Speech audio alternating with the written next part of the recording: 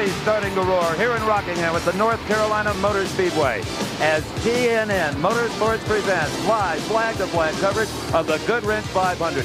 By my calculations, over 500 crew members have been responsible for getting these cars ready, and ready they are. That's 500 different sets of emotions and nerves. The drivers, they don't have time to worry or be nervous. These people do it all for them. They're under yellow right now, continuing to try this racetrack after early morning rain. Let's quickly go upstairs to our race callers, Mike Joy and Phil Parsons.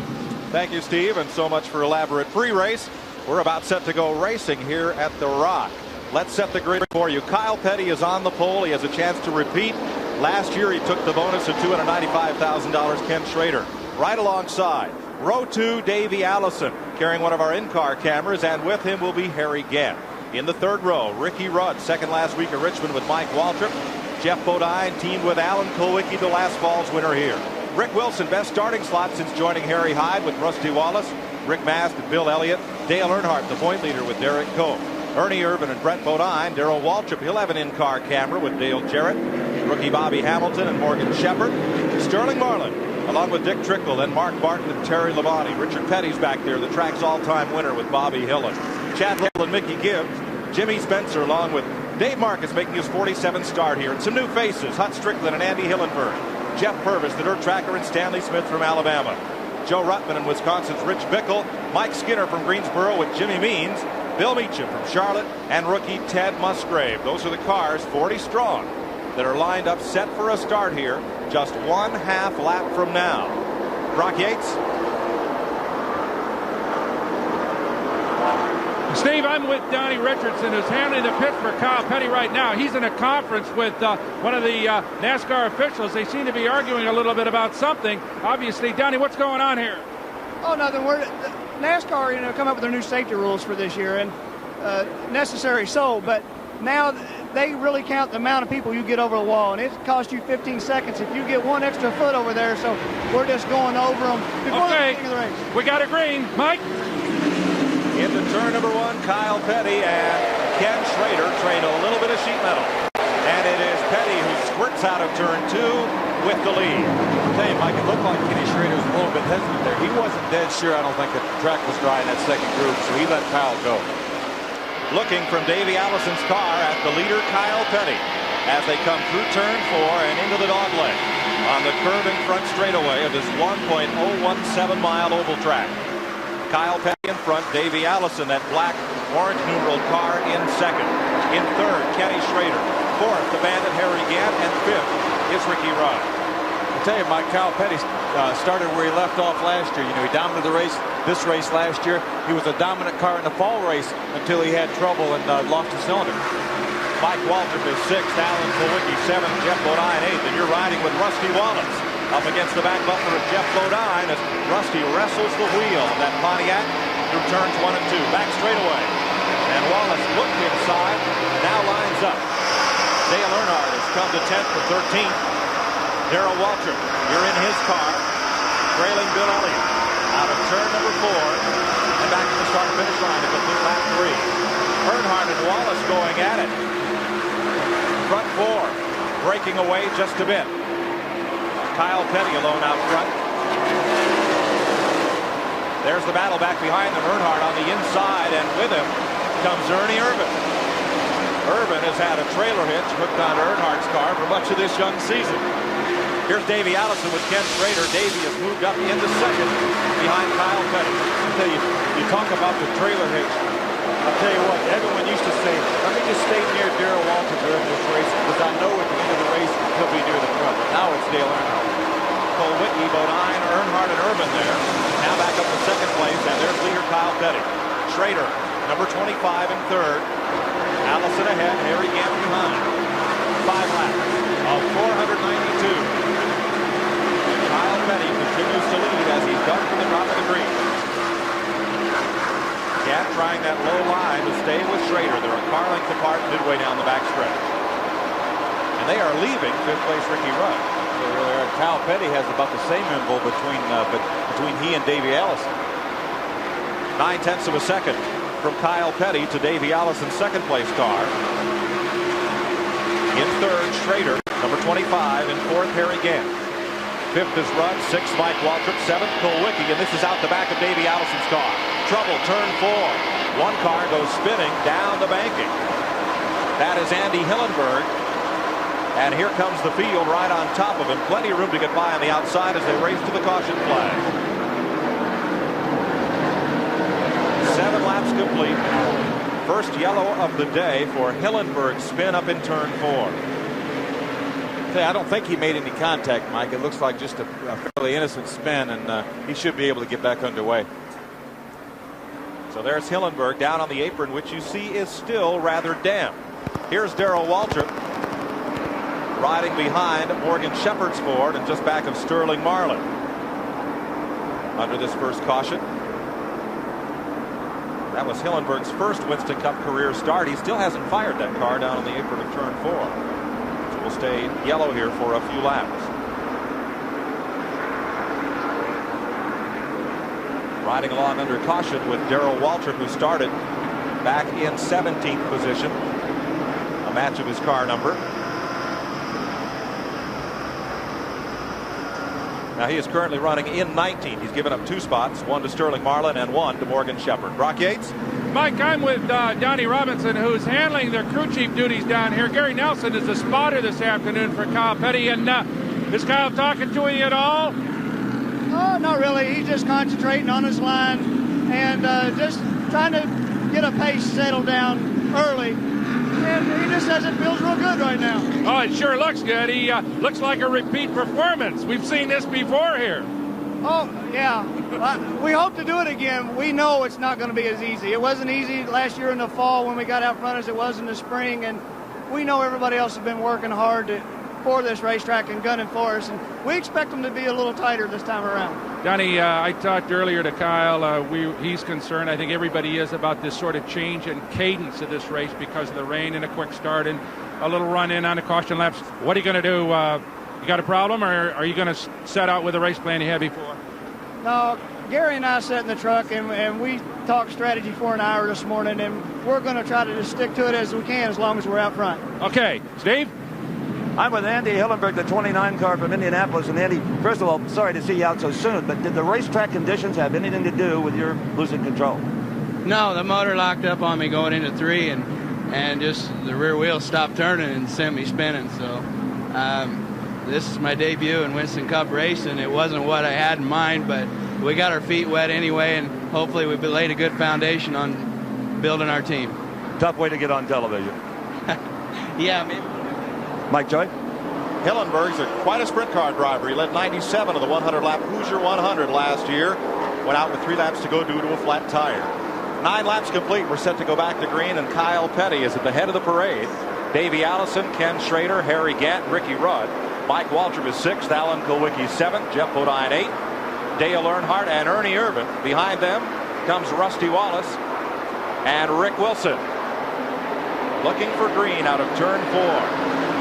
Single file. Mike Waltrip is dead on the start, and they stack up behind him, but he finds the gear and nobody gains advantage. Close call there. We're in Davey Allison's Robert Yates Ford Thunderbird as he follows Kyle Petty down the back straightaway. I'll tell you, Mike, that's as close as anybody's been to Kyle since the green flag dropped. Kenny Schrader in 3rd, right with him. Gant 4th, Rudd 5th. The running order among the front 10 unchanged.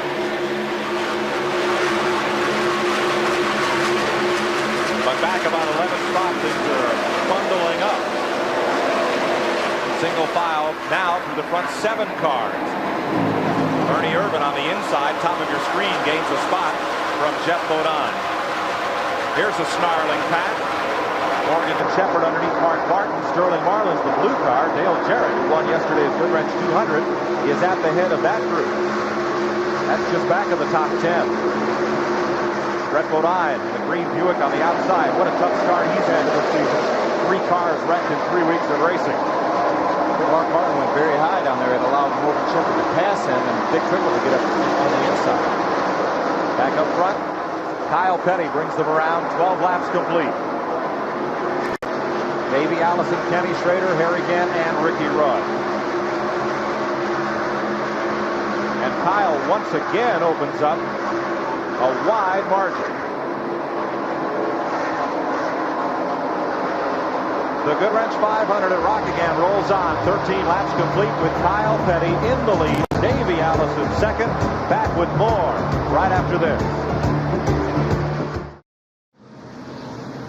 16 laps complete. We are back and under caution for the second time today for a grinding crash out of turn number 4 involving Jimmy Spencer and Terry Labonte. Labonte, the second such crash in 2 days, as he wrapped the car up on Friday with a taste of the wall. They brought this car back, number 94, of the Billy Hagan shop, to run here on Sunday, and let's have a look at it. Coming off turn 4 is when the accident happened. Looks like Jimmy Spencer kind of eased into Terry Labonte on the outside, put both of them in the wall. Terry Labonte had a very hard lick, but he's still in the car right now, but I see him moving around. Yeah, Joe Ruttman had to do some evasive measures to get by, but it looked like Jimmy Spencer didn't. There's another angle. I don't think Jimmy Spencer knew that Terry Labonte was on the outside of him, started coming up the hill.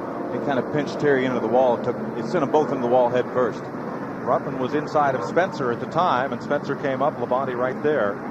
And both cars grinded up against the wall up here into the start-finish line area of the tri-oval. And it is Labonte's car going on the hook. You see the rescue crews in talking with him as he took quite a ride against the concrete retaining wall here. And we're under caution for the second time today. Andy Hillenberg brought out the first one when his engine locked up at turn number 4. Let's go to Brock Yates. Mike, I'm with Richard Childress, who's getting some information right now from the Ernie Irvin crew. They've Tony Glover here talking a little bit about what's going on out there. We know that Dale ticked the wall. We want to talk to Richard about that. Richard, we understand that Dale clipped the wall a little bit. Yeah, he pushed just a little up off the 2 over there, and he hit it with the right rear housing. But, you know, we're going to take off, and if it don't shake or nothing, he thinks it'll be okay. We just hope it didn't mess up nothing in the rear housing. So you got to find out until he gets back up to speed whether or not you got problems. Yeah, we can't change the rear tire now, so we'll just have to wait till he gets running. If it does, then we'll come right in and put him on to right. Let's hope it works. And now let's go to Glenn Jarrett. Okay, we're standing by in Jimmy Spencer's pits. He's talking with some radio people right now. If we can pan the camera down here, you can see some of the pieces that are left of the Chevrolet that Jimmy was driving. We're going to get a word with him right now and find out what happened. First of all, Jimmy, you okay? Yeah, Glenn, I'm all right. You know, just a shame that it had to happen so early in the race. The Banker Foods car ran good the last 2 races. Was going to run good today, too, but just got hit from behind. Nothing they could do about it, just racing. Well, early on in the race, when the cars are all jammed up together, that's awfully easy to do. Do you know who hit you? No, I couldn't really say, Glenn. I was worried what was happening in front of me, you know, and track was a little wet yet, but I think it was just a misjudgment on our part, you know, just racing. Well, sometimes those things happen. Better luck next time. Thank you. The 2 cars immediately behind Spencer were Labonte on the outside and Joe Ruttman on the inside. Labonte and Spencer were the cars ending up in the wall. Labonte is a 2-time winner here. His second career win came here in the fall of 1983, and he won this race in 1986. But Labonte is the 3rd car out of the race this afternoon. We're under the second caution of the day, 19 laps completed. Now, what Richard Childress was speaking of is the new NASCAR rules that do not permit tire changes under the caution flag unless one of those tires is flat. If so, you can change that flat tire, but then so you don't gain advantage on the rest of the field, you must come back in under the green flag running conditions and change those tires once again. So Childress is leaving that car out on the racetrack. Here's the man they're all trying to chase today, Kyle Petty. Kyle, who won $295,000 here 1 year ago, is trying to again capture the pole winner, race winner bonus this afternoon. Ned Jarrett and Benny Parsons both, I talked to them after the race, and they told me, they said, let me tell you something. They said, we've been racing a long time, and you'll race for years and years, but you'll never have but 2 or 3 races like that in your lifetime, and you'll remember each and every one of them. 1 year ago today, thanks to the Unitel 76 Challenge bonus, Kyle Petty left Rockingham with more prize money than any stock car driver had ever won in a single afternoon, right at $300,000. Sabco team owner Felix Sabates, crew chief Gary Nelson, and Kyle invited us this week to the North Carolina facility. Gleaming floors, perfect race cars, and another story about that Sunday at the Rock. one with a British accent. Well, the Rolls Royce came about last year when we started the season. Felix said, if you go to Daytona and you win the Daytona 500, I'll give you a Rolls Royce. And my goal in life was always own a Rolls Royce by the time I was 30. Obviously, we went to Daytona and we didn't win a race, but we went to Rockingham right after that and sat on the pole. And by that time, I had already bought the Rolls Royce. I went to the dealership, made my down payment on it, and started making my payments on it. And when I got down there, Felix said, well, you sat on the pole. If you go ahead and win a race and win a Unical money, he said, then I'll just finish paying off the Rolls for you. So we were real fortunate, and was able to ride home that night to celebrate in a Rolls Royce. And I guess I reached one of my goals in life. I had a Rolls by the time I was 30. Kyle loves that Rolls, but it's just not the kind of ride his hardworking crew is comfortable in. So this year, win or lose at the Rock, the crew will hit the water in luxury, maybe on Kyle's nickel. We have an associate sponsorship with Donzi Boats. Donzi has said if we win one of the first 2 or 3 races of the year, they'll give a 21 or 22-foot ski boat to the crew that they can take over here on Lake Norman and ski with. So the way Felix has pretty much put it to me is you either go out and win a race and the crew gets a boat, or you go out and don't win a race and you buy the crew a boat. That's a heck of a deal for Kyle Petty. I'll tell you, if Sterling Marlin wins this race, what does he get? A cup of coffee from his sponsor? I don't know. Today, TNN presents the Right Guard Halfway Challenge. The driver who leads in the halfway lap will get $10,000 from Right Guard, and you'll have a chance to win a Pontiac Grand Prix SE. To enter, just call the 1-900 number you see on the screen between now and the halfway lap, and then stay tuned. We'll announce the driver who wins the Right Guard Halfway Challenge, and if Right Guard calls you and you know who he is, you'll win the keys to a new Pontiac Grand Prix SE. Contest rules and the number on the screen now, so call in and register. We're getting set to go back to green. 21 laps are complete. Kyle Petty leads Davey Allison, Ken Schrader, Harry Gant, and Ricky Rudd. That order unchanged. In 6th, Mike Waltrip, 7th, Alan Kulwicki, and Ernie Irvin is up to 8th. Past Dale Earnhardt for 8th spot just before the caution flag came out. We've had 2 runs of yellow. We're back under green for the 3rd time today. And this time, Davey Allison, you see, is not letting Kyle Petty get away. Quick look at the top 5 there as they string out around this 1-mile speedway. 2nd, 5, led by Mike Waltrip. Down through Jeff Bodine in the 10th spot. On turn 4, the complete lap 23. Kyle did not get away this time. He really didn't, but I tell you, it took him a lap or 2 after the last restart, but now the time will tell. You see him, it looks like he's a little bit better. He can keep the car a little bit lower down turn 1 and 2 than Davey Allison can. Kyle Petty at the front. Front 7 cars. And there's Swerve and Irvin moving into the picture way off on the right. He has passed Alan Kulwicki and moved up another notch to 7th spot.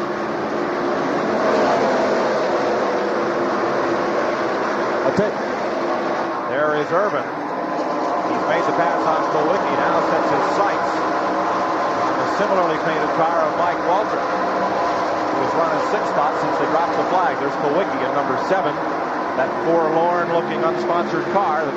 Allen's still running very well and trying to put himself a deal together.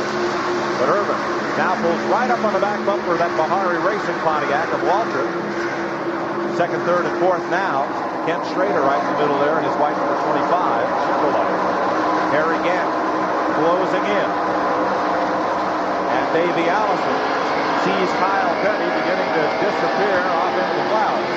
But just like last year, Mike, they can stay with him for a lap or 2 on the restart, and then Kyle just starts walking away. Last year, Kyle was at the bottom of the racetrack when nobody else could, and away he's gone. Let's go down to Glenn Jarrett. This is Joey Knuckles.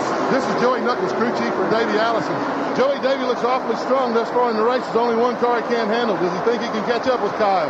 Well, his comments so far is, since the rain yesterday, the car's pushing just a little bit. Dick Gelder's really done a good job with this car, and we just about won a 3rd pole. We're real happy here in the Davey Allison pit right now, and he said he really couldn't do nothing with Kyle right now. We need to get up there and lead a lap for them Winston Cup points, but we got a lot of racing to go. We're going to be right there, we think. Okay, that's the word from Joey Knuckles. Battle here for 3rd place. Harry Gant has caught Kenny Schrader. Likewise, Ernie Irvin's caught Mike Waltrip, and Rusty Wallace has moved past Jeff Bodine. This race is for third, and Harry tries the high side. No surprise. No, it's not. He did that the lap before. He wasn't quite able to pull it off, but he's really beaten Kenny getting in the turn. Ricky Rudd is closed right up on Harry Gant. Third, fourth, and Rudd will peek into view there in fifth. So Harry looks pretty strong right now, Mike. There's Ernie Irvin in the number 4 car, the Oldsmobile out of the Morgan McClure shops, and he is right there with Mike Waltrip.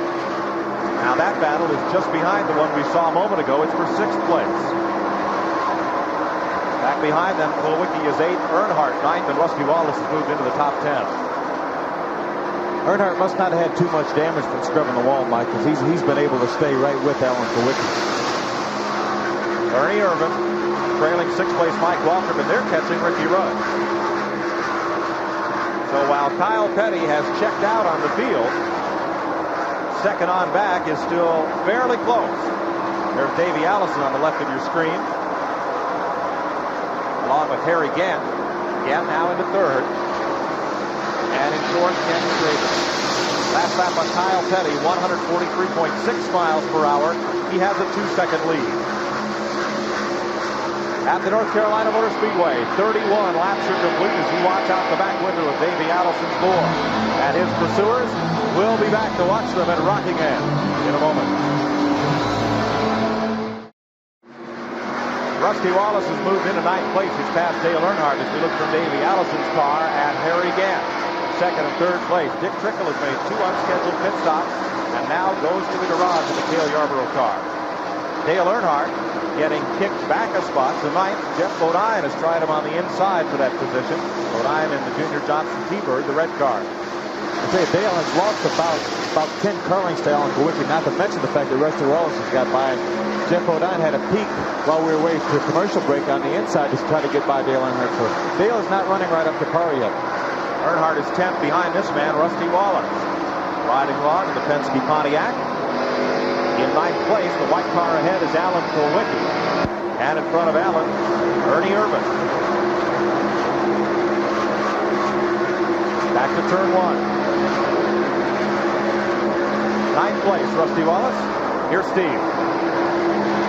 Dick Trickle, the 66 car, is behind the wall, but they're not giving up. In fact, I just got knocked in the knee by the jack. Dick, you came in for 2 unscheduled stops. What's going on? Yeah, we broke an axle, and we thought maybe it was just a tire cut down, but it ended up being a broken axle, so they'll change the axle. We'll go out there and try to finish the race because we can. The car was, Bill 66 cars running good. We're looking for a good day. If you don't start counting those Winston points now, it can be too late later on in the season. You got to go out and get whatever you can. I can't hear you very good because my radio was running here. Okay, we'll let you go. The crew are hard at work on the 66 car, and broken axles have been a problem for a lot of cars, Phil Parsons. Well, it sure has, Steve. This car is so rough that the racetrack is so rough that you get the cars going through these dips, and when the pressure gets down on the car, that'll snap an axle. You see Sterling Marlin in the blue car, the 22 car, trying to get by Dale Jarrett, yesterday's winner, in the 21 car. And ahead of them, Rick Wilson, who started this race 9th. His best qualifying effort for Harry Hyde in the Stavola Brothers Buick this season. Sterling Marlin, what a storybook season he's had so far. He's had the can't miss tag on him for several years. Everybody had thought and hoped he'd win his first Winston Cup race, but now, a little Junior Johnson's magic from the top up at Ingle Hollow. Marlin has a string of good finishes and a top 5 position in the point parade. Further up front, Rusty Wallace in 9th and closed right up on the back bumper of Alan Kulwicki's Ford. There it is, filling the windshield of his Pontiac. And Ernie Irvin just ahead. I tell you, Mike, watching Rusty Wallace saw on that steering wheel, it reminds me of Cale Yarborough. Cale used to look like he was swatting flies and bees in the car when he was driving. Rusty looks a lot like that. And Wallace uses an overhand style. You see his hand well up on the steering wheel instead of gripping it low and coming up. Yeah, it looks like it's just the classic 10 and 2 you learn in driver's education, and that's how much you have to turn these cars. He takes his right hand, goes all the way over to about 10 o'clock. That's how much you have to turn these cars in these tight turns. Going to make it tough to sign autographs at the end of this one. Rusty Wallace tracking Alan Kulwicki. Alan's car looking just a touch loose right there. Ken Schrader and Harry Gant. Schrader has recaptured third spot. putting the Bandit back to fourth. Ricky Rudd, top of the picture, is fifth. And Davey Allison's opened up a bit of gap on them. Kyle Petty, meanwhile, we haven't seen much of him lately. It's because he's trying to make this a boring show. Kyle has checked out. 3.9 seconds is presently his speed. As we watch the race for third. Felix Sabatis needs to tell Kyle to slow down so he can get on TV more. Schrader is third. Gant, the green car, is fourth, and Ricky Rudd right behind him is in fifth place. Mike Waltrip continues in sixth, Ernie Irvin seventh, Alan Kulwicki eighth. Ninth, Rusty Wallace 10th, Dale Earnhardt. Bill Elliott is 11th, Jeff Bodine is 12th, and Sterling Marlin is 13th. We've completed 44 laps here at Rockingham in the Goodwrench 500. We'll have more for you right after these messages.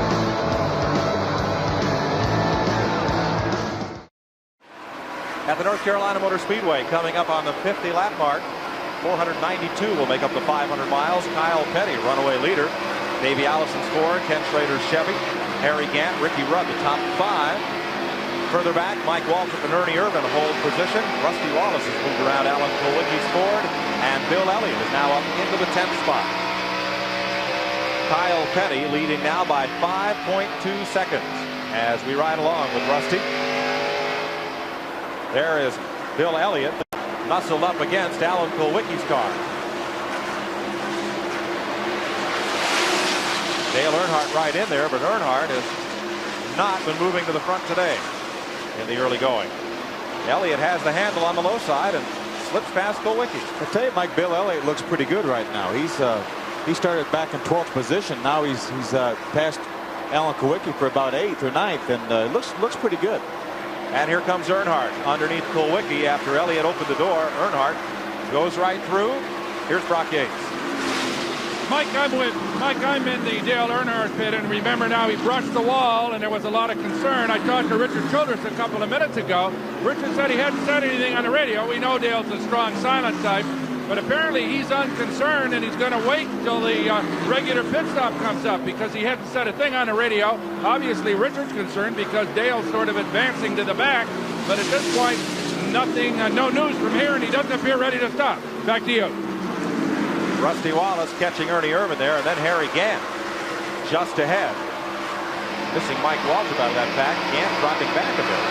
He really is. Harry looked real strong there. I thought he was going to chase down Davey Allison and see what he could do with Kyle Petty, but Ricky Rudd and Michael Waltrip both have got by him now. Rusty Wallace saws the wheel, looking for a way past Ernie Irvin. Mike Waltrip has gone past Gant into the 5th position. Rusty Wallace underneath Irvin. Here he goes. Turn 2 is the tightest turn on this racetrack, and it looked like it was tough for Rusty to get a bite off the bottom there. I tell you, Mike, if the fans were really listening, you could hear him getting in and out of the throttle to make sure that he didn't squeeze up into Ernie Irvin, because the exit of the corner is so tight. Kyle Petty, meanwhile, doing a disappearing act on this race. 53 laps in the books. He's sort of running one race, and everybody else is running a different race, I think, Mike. Here's Brock. Well, Donnie, I couldn't imagine he could be a whole lot happier the way it's working right now. Yeah, Kyle's real happy, and it seems like things are going as planned right now, but I'm sure these guys get a chance to do a little adjustments on their car. It'll probably get a little tighter. Did he say anything on radio at all? No, he's just concentrating on keeping smooth. Big smile, I would imagine. Oh, yeah. Can't talk when you're smiling. Okay, back to you, Mike. Kyle Petty's lead is 6.3 seconds. That is the length of the back straightaway. I tell you, Mike, people normally would think they would see Gary Nelson in the pits, running the pits for Kyle Petty, but Gary is elected to go up on top to get a better view of the racetrack and leaves the decisions in the pits to Donnie Richardson. Darrell Waltrip is here riding along right behind Mark Martin, and in that group was Richard Petty and his longtime crew chief. Dale Inman is also on the roof this season. Richard is right behind Waltrip's black and orange car. Battle here for 20th spot in the running order. Rick Wilson in the Harry Hyde car about to get caught out by Mark Martin. And just behind Martin, you're inside Darrell Waltrip's car. And the king is right there. He's the man who's won more races than anybody at this racetrack. Richard Petty, that's no surprise, has 11 victories. You know, normally when you talk to Richard Petty and say something like that to him, as modesty is as he is, Mike, he said, yeah, well, I've lost more races than anybody, but not true here at Rockingham. Dave Marcus, 42 starts without a victory. That's more than Richard. Richard's only lost 39. He started 50 times and won 11, so he's only lost 39 times. Ian Waltrip was trying to get to the front today, and you may see a bit of that Petty blue out the rearview mirror of Waltrip's car when you ride along with him. That's Waltrip underneath the 8 of Rick Wilson. And Richard Petty going through. Here's Glenn Jarrett. This is Jeff Hammond, crew chief on Darrell Waltrip's car. Jeff, Darrell seems to be sliding backwards a little bit. Is there a problem? Well, right now, Glenn, we had loosened the car just a little bit, anticipating the track to be a little bit tighter this morning. It turned out to be that way, so we're a little bit loose right now. If we get us another caution flag, we know what we need to do to fix it. We feel like we'll be able to get the car back on track if we don't get lapped here too quick. We just need a caution flag right now to get back in. What has all this rain done to your pre-race strategy? Pretty much thrown everything out the window? Yeah, it really has, because everybody was kind of looking at going about 80, 90 laps, getting tires and tank fuel, but we ran so many caution laps. And the way the traffic's been, it's really been tough all the way through. The racetrack, I'm sure, has been really rough on tires. I think as everybody can see at home, the race pace has really slowed tremendously. But, Kyle, he's really on a tear. We've got to have a lot of things go right today. Come on, catch it. Okay, that's the word from Darrell Waltrip's pit. Mike Joyce. You're riding with Darrell Waltrip right now, still behind Mark Martin. Moving up, Rusty Wallace. He has picked up a spot. Ernie Irvin trying to move up as Alan Kulwicki is backing up, and so is the 33 of Harry Gant. The race pace has slowed down. They were running 143 miles an hour. Now they're down to 132.3 miles per hour.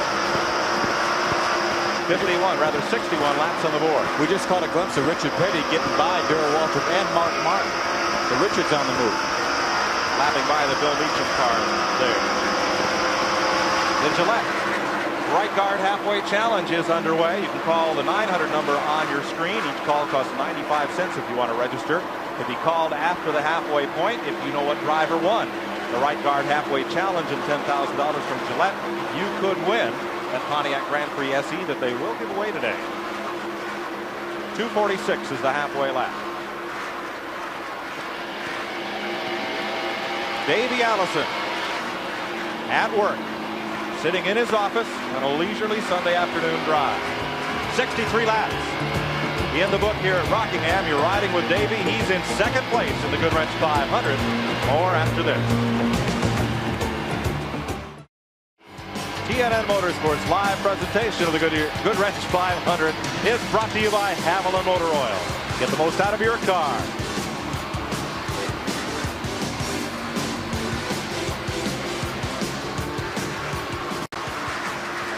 .67 laps complete. Harry Gant continued to move back, and so too now Ernie Irvin. Looking at Richard Petty, and Rick Babb comes on to pit road. Here's Glenn Jarrett. Well, we're standing in Darrell Waltrip's pit right now, and there is definitely a problem on Darrell's car. They're getting ready to bring him in to make a tire change and to make a chassis adjustment. The car has been very, very loose from the outset. They were very concerned about tire wear. They loosened the car up because they thought the track would be a little tight. However, it backfired on them. So they're just trying to hang on to what they can right now. Most of the cars that we see in the middle and the back of the pack are slip sliding all over the racetrack. So they're all going to need tire adjustments, chassis adjustments, and so forth. Here's Steve Evans. We're at Mark that's Rob intended, and I know you guys had hoped to maybe be a little stronger at this point in the race.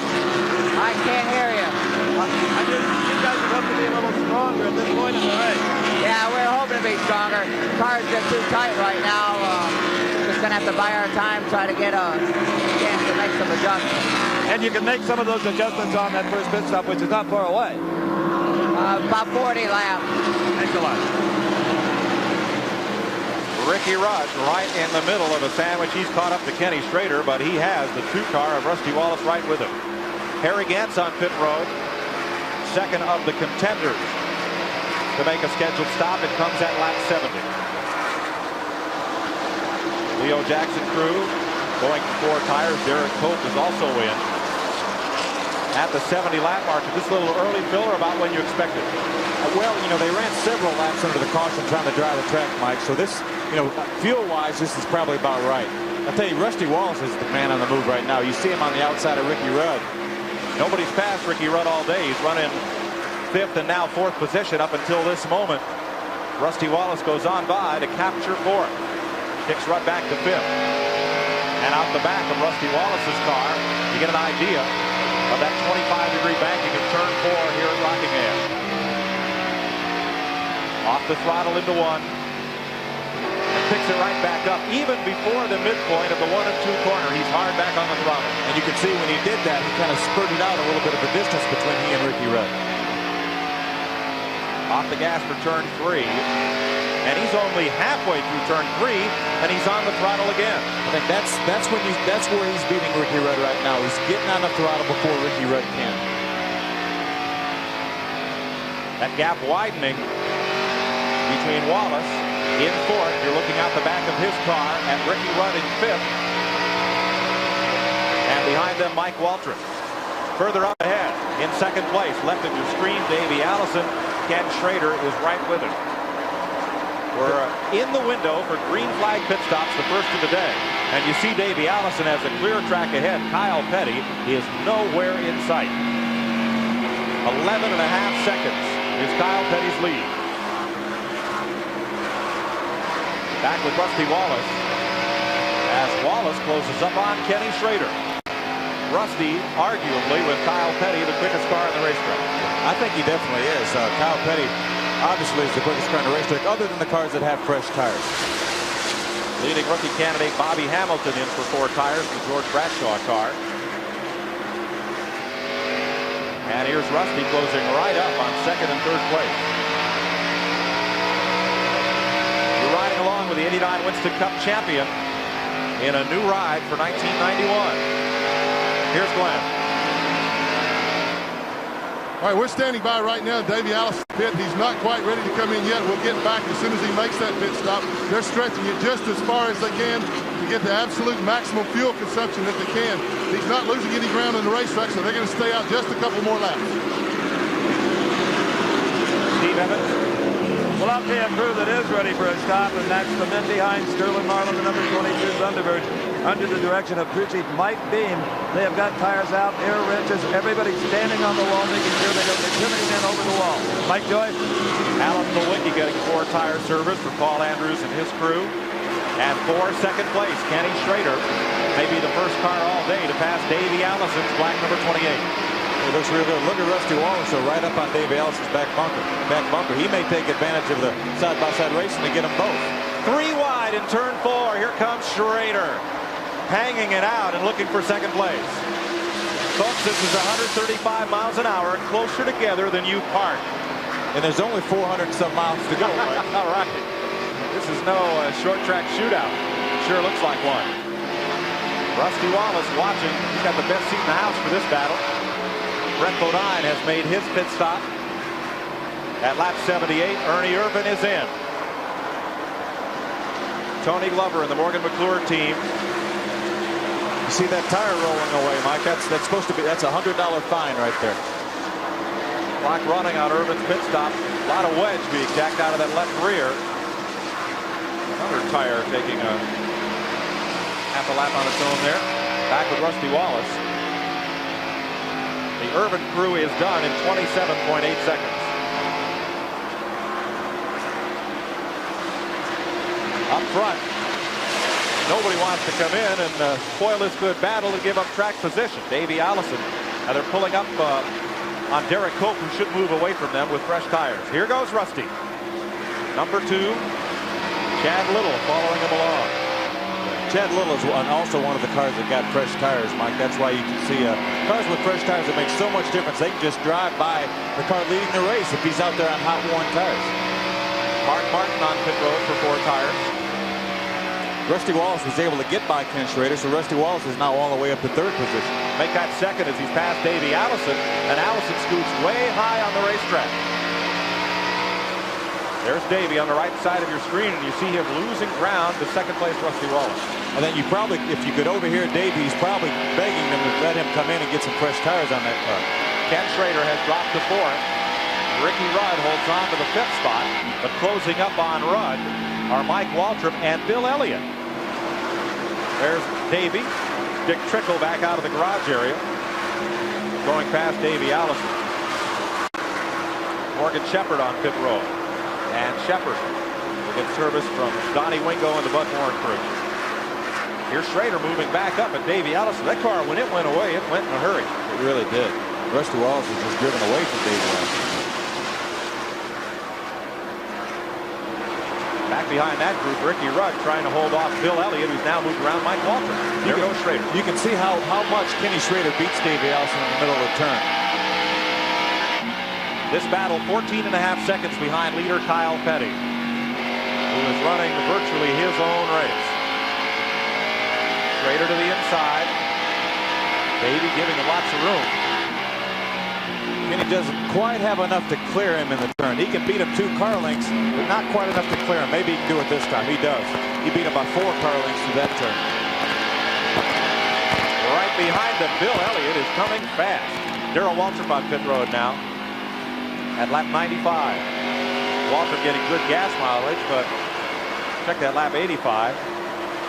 See how far some of these teams can stretch it out.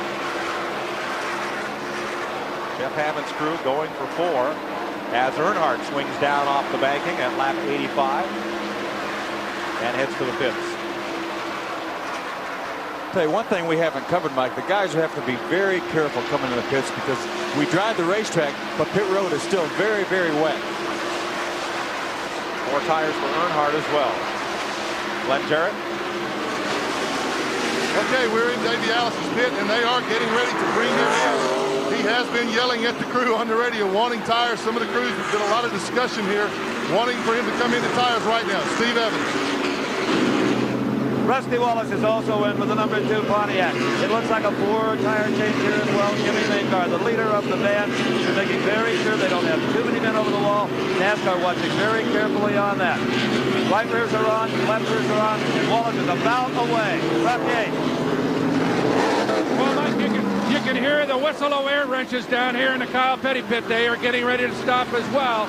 They've gotten very, very good tire mileage out of this thing. Nobody seems overly concerned, but he is ready. There's the sign going out. So Kyle Petty on his way in. Let's see what kind of a stop he can get here. If he's as quick in the pits as he has in the racetrack, we're going to be, everybody's in trouble, I'll tell you that. Kyle Petty will be in at lap 89. He would have had to go to 98 laps in order to make this a 4 pit stop race. Kyle is coming in on lap 89. Let's go back pit side as he comes down to the attention of his crew. Brock? Okay, Mike, this is Gary Nelson and that crew. They're ready. Here comes Kyle in. First on the right side. Fresh rubber all the way around, of course. Fuel in. Plug ducts coming unloosened on the left side. They'll come around with that lightweight jack. And this crew working very, very well here. Fuel, second can of fuel on board. Here comes the left front. Left rear on board. Clock running. We're at 24.5 seconds. Excellent stop for Kyle Petty back underway. Glenn, take it, Glenn. Okay, Davey Allison is indeed coming into pits. Everybody's ready. You can see the tire man there with the tires. Jake Elder holding out the sign to bring Davey in. They stretch this thing about as far as they can stretch it. I can't imagine that Davey's any too happy, but he is working his way now down on the low side of the racetrack. He will be in just a moment. They told us he would come in this lap, but no way, like Glenn. Go one more. He got caught with Richard Petty on the inside. Davey could not make the cut down pit road. Interestingly, Junior Johnson's cars both stopped together at lap 89. So did Hut Strickland. Kenny Schrader is on pit road now at lap 91. And the Richard Broom team will put 4 tires on his Chevrolet. Now this time, Davey keeps it low on the racetrack to make sure he'll be able to get on pit road. He's signaling in case anyone behind runs up on him that he is coming to the pits. Here's Glenn. Okay, third time is the charm. Davey Allison coming down pit road. He'll be pulling into the pit stall here just momentarily. I know he's really wanting these tires in. Here he is. The crew goes to work. This will be a 4-tire change. Joey Knuckles on the left side of the car. Already loosening the lug nuts so they can put those left side tires on. Davey looking very calm in the car. Now they're making a chassis adjustment on the car. You can see that there was some kind of weight adjustment made on the car, so looks like that he's going to do everything he can to try to get that 28 car to catch up with Kyle Petty.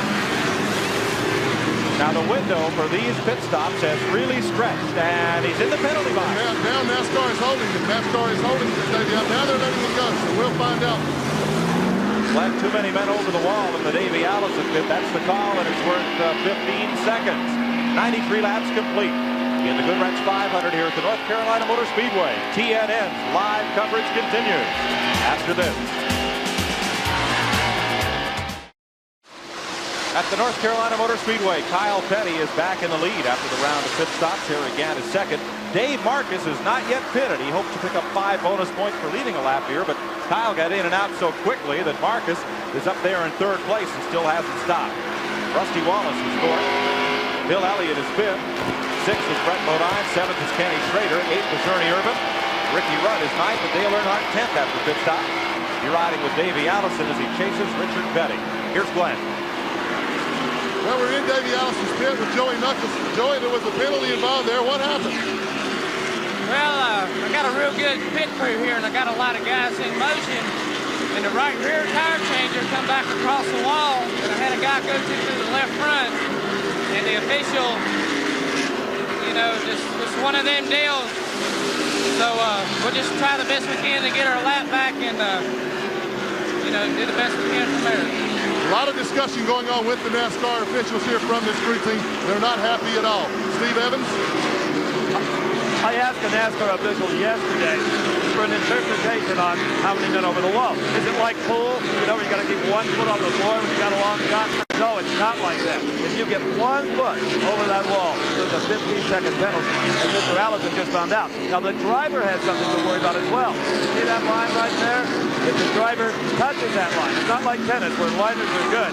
You touch that with a spoiler, the NASCAR official on hand after the pit stop will stand in front of that car for 15 seconds. And here, 15 seconds is 3/4 of a lap.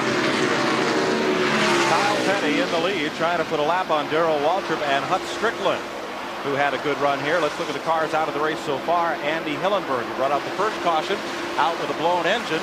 And right behind him, Jimmy Spencer and Terry Labonte, who went out at lap 15, crashing down the front straightaway. 101 of 492 laps complete.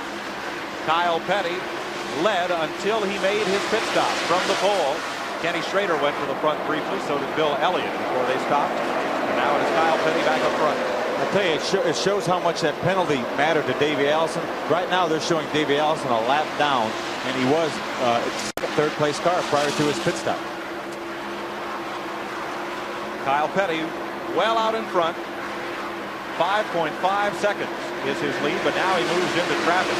Of the cars that pitted for 4 tires, Harry Gant was clocked with the best stop, 21.1 seconds. Kyle's stop, by contrast, was 25.5. That puts Harry Gant all the way up to 2nd position. Pit work and pit strategy will be key with these new NASCAR regulations and these 4 tire stops under green. You see Kyle Petty right now moving to the outside of Mark Martin. He put him 1 lap down. Riding with Davey Allison there ahead of Richard Petty. Davey a lap back. And Richard Petty. So Davey has had a bit of tough luck here, and a team that really thought they'd jump out of the box and do well and did. They had 2 pole positions to start the season with. Came within a whisker of a 3rd one here. Davey started in the 3rd position. And we were up to his shop during the week to have a look around Robert Yates Racing, one of the neatest racing facilities in this Winston Cup business, and check in with Robert Yates up at Robert Yates Racing.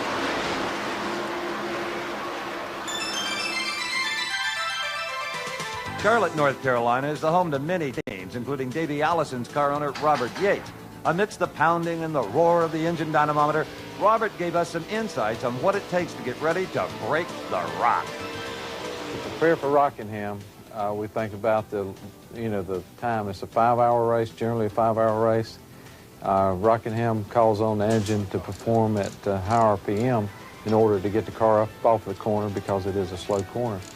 So it's one of the most challenging places for an engine builder. You know, when you're preparing for Rockingham, that's where you put your brand new rockers, your brand new valves. If you don't do this every race, you at least do it for Rockingham. And it just uses a lot of engine. But it's not all engine. Everything gets attention, like this brake rotor. If the chassis won't apply the power to the track, it doesn't matter how many ponies you have, the rock will beat you up. Sometimes you even go back to tried and true methods. Just today we decided, a day before time to leave, we've decided to change and go back to more of a basic chassis than what we even ran last time at Rockingham. The difference, whatever the snout is. And so the guys are thrashing, preparing the car for that race. But right now, out of that penalty and pit stop, Davey Allison is out of the top 15. He is 1 lap down. On the point, Kyle Petty with 109 laps completed. There's Kyle working a bit of race traffic. Harry Gann in second, Rusty Wallace is third, Bill Elliott and Ken Schrader the top 5. Brett Bodine, who had the second best pit stop in that run, is sixth, ahead of Ricky Rudd, Ernie Irvin, Jeff Bodine, and Morgan Shepherd. Let's check with Brock Yates. Hey, Mike, I'll tell you what, these guys down here in Kyle Petty's pit, they're thinking about water, but more about that Donzie. I think that, Donnie, we know about the deal with the boat. Are you guys getting ready to go to sea, or you got a little bit more work to do? Yeah, Fred Willard, the president of Donzie Boat, promised a boat we could win one of the first 3 races. And Kyle got one already as a demo. He said, look, guys, if I can get you one, we can all have some fun on our time off. So we're going for it. Based on the guys I count down here, you're going to be like a 60-footer to fit all you people on this thing. I couldn't quite understand what you're saying. We're going to need about a 60-footer to get everybody on it, right? I don't know whether Donzie builds one that big. I don't think they do, but Felix owns a dealership that sells a few yachts. Maybe we can squeeze one out of him. One way or another, these guys are going to sea. Mike? I don't know, Phil. If he wins it on TNN, do we get one too? I hope so. 112 laps complete. Kyle Petty continues to lead the Goodwrench 500. More after these messages. We're back at the North Carolina Motor Speedway. Apologize for the brief delay, but engines aren't the only thing that are blowing up here. We had a circuit breaker go in the main tower. May have taken a lightning hit this morning during the rainstorm, so our apologies. Not much has changed. Kyle Petty is still trying to wear out the field. Now only 10 cars on the lead lap, as he's out front at lap 122. One key car that's not on the lead lap is Dale Earnhardt. While we were away, Dale Earnhardt got lapped. You know, Ricky Rudd alluded to the fact that this was not one of Dale Earnhardt's best racetracks, and here he is, 122 laps of the race, already a lap down. Kyle is the leader. Rusty Wallace has moved into second. Harry Gann is third. Ken Schrader is fourth, and Bill Elliott fifth. As Kyle tries to lap this pack of cars, here's Glenn Jarrett. We're in Bill Elliott's pit with his older brother, Ernie, who is also the crew chief. Ernie, things been a little tough so far this year, but looks like Bill's got a good run going today. Yeah, we're running very well today. Kyle's awfully strong. You know, we feel like we're steady today. We'll play it by ear and see how everything works. Well, you going to have anything left for Kyle later on, or is anybody going to have anything for him? Well, I don't know. He's awfully strong. But, you know, Kyle usually runs real good here. But, you know, the race ain't over till it's over. So we're going to hang in there and see how good we do. Okay, they're hoping that maybe later on they'll have something for Kyle Petty. Brock Yates? Well, I'm down here with Andy Petrie and Harry Gann's pit, and right at the end of the straightaway into turn 1. A little noisy down here, Andy, but he's got to be running wild. You got to be pleased so far. Well, we're not real pleased with it. The car's not driving just exactly right. We're a little out of sync on pit stop. We're going to get that first set of tires off. You know, we're just going to try to have our strategy not pick it back up. Well, he's got it stuck up there amongst the leaders. He's running pretty quick anyway. Yeah, that 42 car just, you know, it kind of looks like it's impossible to do today, but, you know, we're just doing the best. Keep on trucking. Steve? You know, our biggest problem in getting around the pits logistically in the past has been too many tires. Everybody had 12, 14 sets of tires. That's not true anymore. Let's take inventory in Rusty Wallace's pit. Here's a hot set of tires that came off the car. That's one. There's 2, 3, 4, 5 sets of tires. A total of 5 welded set on the car makes 6. That's half what they used to run. They're definitely cutting down on tire bills with these new pit rules, but something maybe they make up for that in bed sheet metal when the tires are worn out. Kyle Petty up at the front of this field. He is trying to lap the field. He's just put Jeff Bodine 1 lap down, along with brother Brett Bodine. We're getting on the way. We're about a quarter of the way into this race, and at halfway, some driver will win $10,000 from Gillette, the Right Guard Halfway Challenge. If you're 18 or over, you can call into the 900 number, 1-900-420-2222. Just give them your name and a phone number you'll be at halfway during this race. We'll tell you what driver wins the Halfway Challenge, and if you can tell Gillette when they call, you can win a brand new Pontiac Grand Prix SE. Once again, it's 1-900-420-2222. Each call costs 95 cents. Kyle Petty, Harry Gant, and Rusty Wallace. Wallace in second, Gant now third. Ken Schrader is the 4th place car. He and Bill Elliott have been battling along for 4th and 5th position. Ricky Rudd in the 6th spot, and Ernie Irvin 7th. Those are the only cars on the lead lap. That's amazing, Mike, that we have gone only 130 laps into this race, and there's only 7 cars back in the lead lap. Okay. I'll also point out that our on-screen graphics trailer has also taken a lightning hit, and we'll hope to have those capabilities back up for you shortly. Meanwhile, audio, I'll take you back through the field just a bit. 8th spot, 1 lap down, Jeff Bodine. Brett Bodine is 9th. Morgan Shepherd is 10th. Dale Earnhardt 11th. Sterling Marlin is 12th. Mike Waltrip 13th. 14th, Dale Jarrett. 15th is Richard Petty. 16th, Davey Allison. 17th, Bobby Hillen. And 18th is Mark Martin. All of those cars are 1 lap down as Rick Mast makes his second pit stop of the day here at lap 130. Now, what Andy Petrie was talking about, we pitted a little early, got out of sequence. He was the car that started the pit stop window under green at 70 laps. They pitted beginning at lap 70 and ending at lap 91, or 92 rather, when Davey Allison came in. Here's Brock. Well, Mike, I'm with Richard Bruin, the crew chief on Kenny Schrader's car. They're back here having a conference about tires. Richard, I noticed you've got a couple of sets of scuffs back here. Are you thinking about using them? Well, I don't know. Right now, there is a possibility that I will put them on. We're just trying to get caught up.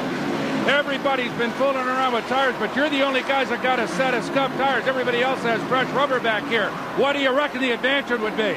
Well, I don't know. I think maybe our car will probably run better on scuffs than it will on stickers. So you're going to try it? You got to try something with Kyle running away from the field. He's running away from us. I got to do something. Desperate men do desperate things, right? Pardon? Desperate men do desperate things. That's it. Okay, Steve, take it away. I'm with Jimmy Makar, Rusty Wallace, and crew chief. You've got to be proud of this new team. Only the 3rd race, and your man's out there running up strong second. Well, right now we're running pretty good. Everything seems to be real good. Rusty said the car feels good. Just kind of trying to keep up with Kyle right now. You know, he's running all strong. We're just trying to keep the same lap times as him. Thank you, Jimmy. Let's go back to Mike. 13 seconds is the advantage that Kyle Petty has on Rusty Wallace, and here are the 3rd and 4th place cars. 25, Kenny Schrader, and 33, Harry Gant. Now, Schrader has an advantage in his pocket in that he pitted 21 laps after Gant and can run a lot longer on this tank full and this set of tires than can Harry Gant. Look who's peeking in, Bill Elliott's Ford. Harry's gone real high in the turns. I've been watching Harry for a few laps. He's gone real high. Kenny Schrader passed him the last lap, the exact same place that Bill Elliott just passed him. So move Schrader up to 3rd, Elliott to 4th, and Harry Gant back to the 5th spot. Wonder if Gant may be coming in. He's hard on the brakes and is on pit road. So Gant didn't want to sit with that set of tires for very long. It is 65 laps since his first stop. Here's Brock Yates. You heard Andy Petrie earlier say they're trying to get back into the sequence here, and this is a stop for Harry Gant as they go to work on the race car. It doesn't look like we're going to see a chassis change on the automobile. Nobody's cranking around with the weight. It's just left side rubber now around to the right side. So interesting, Phil, on every stop, everybody is getting 4 tires. Oh, yeah, they're not even thinking about getting 2 tires. So Gant gets a little further out of sequence with his second pit stop at lap 135. He'll go down at least 1 lap to Kyle Petty. And here comes Kyle going around Harry Gant at turn 2 to put him 2 laps down. The Goodwrench 500 on TNN continues after these messages. 3rd place is the battle behind Kyle Petty and Rusty Wallace. Ken Schrader and Bill Elliott battling with Ricky Rudd in the 5th position. Ernie Irvin, Brett Bodine, and Jeff Bodine.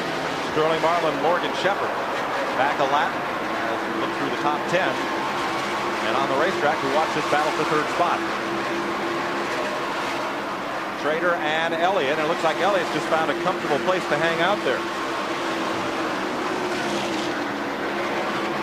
Elliott knows that Kyle Petty's getting away from him right now, Mike, but there's not a whole lot they can do about it. What they're going to have to do is run their race, not worry about Kyle Petty. Right now, I think everyone's racing for 2nd.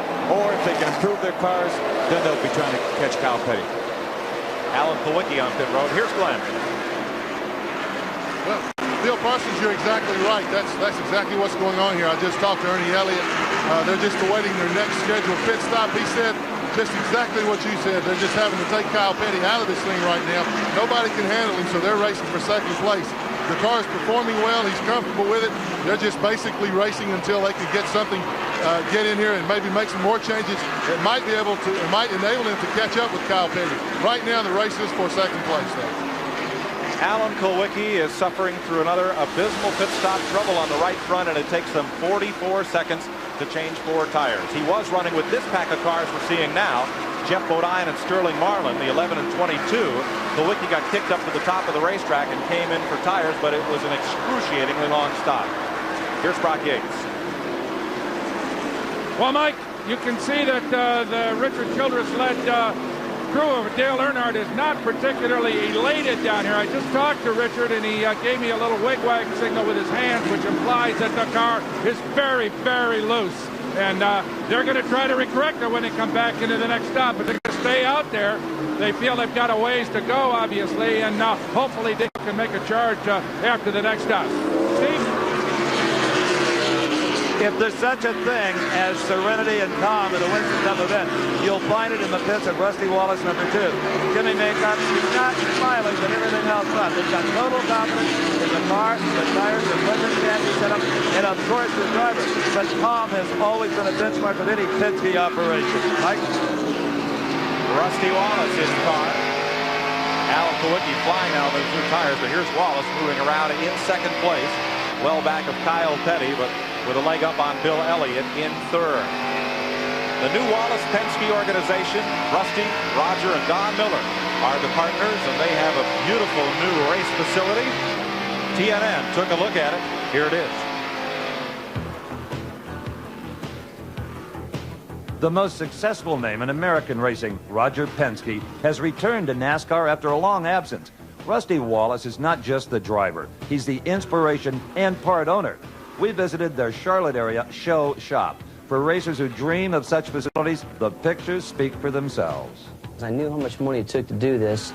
Getting the sponsorship was one thing. Putting the sponsorship together to run the season, or if you signed a 3-year contract, you put enough sponsorship money to run 3 years, that's fine. But then if you have hard times at the end of that 3 years, what do you do now? Throw the towel in, fold up? Let me tell you, there's a lot of teams that had to do that.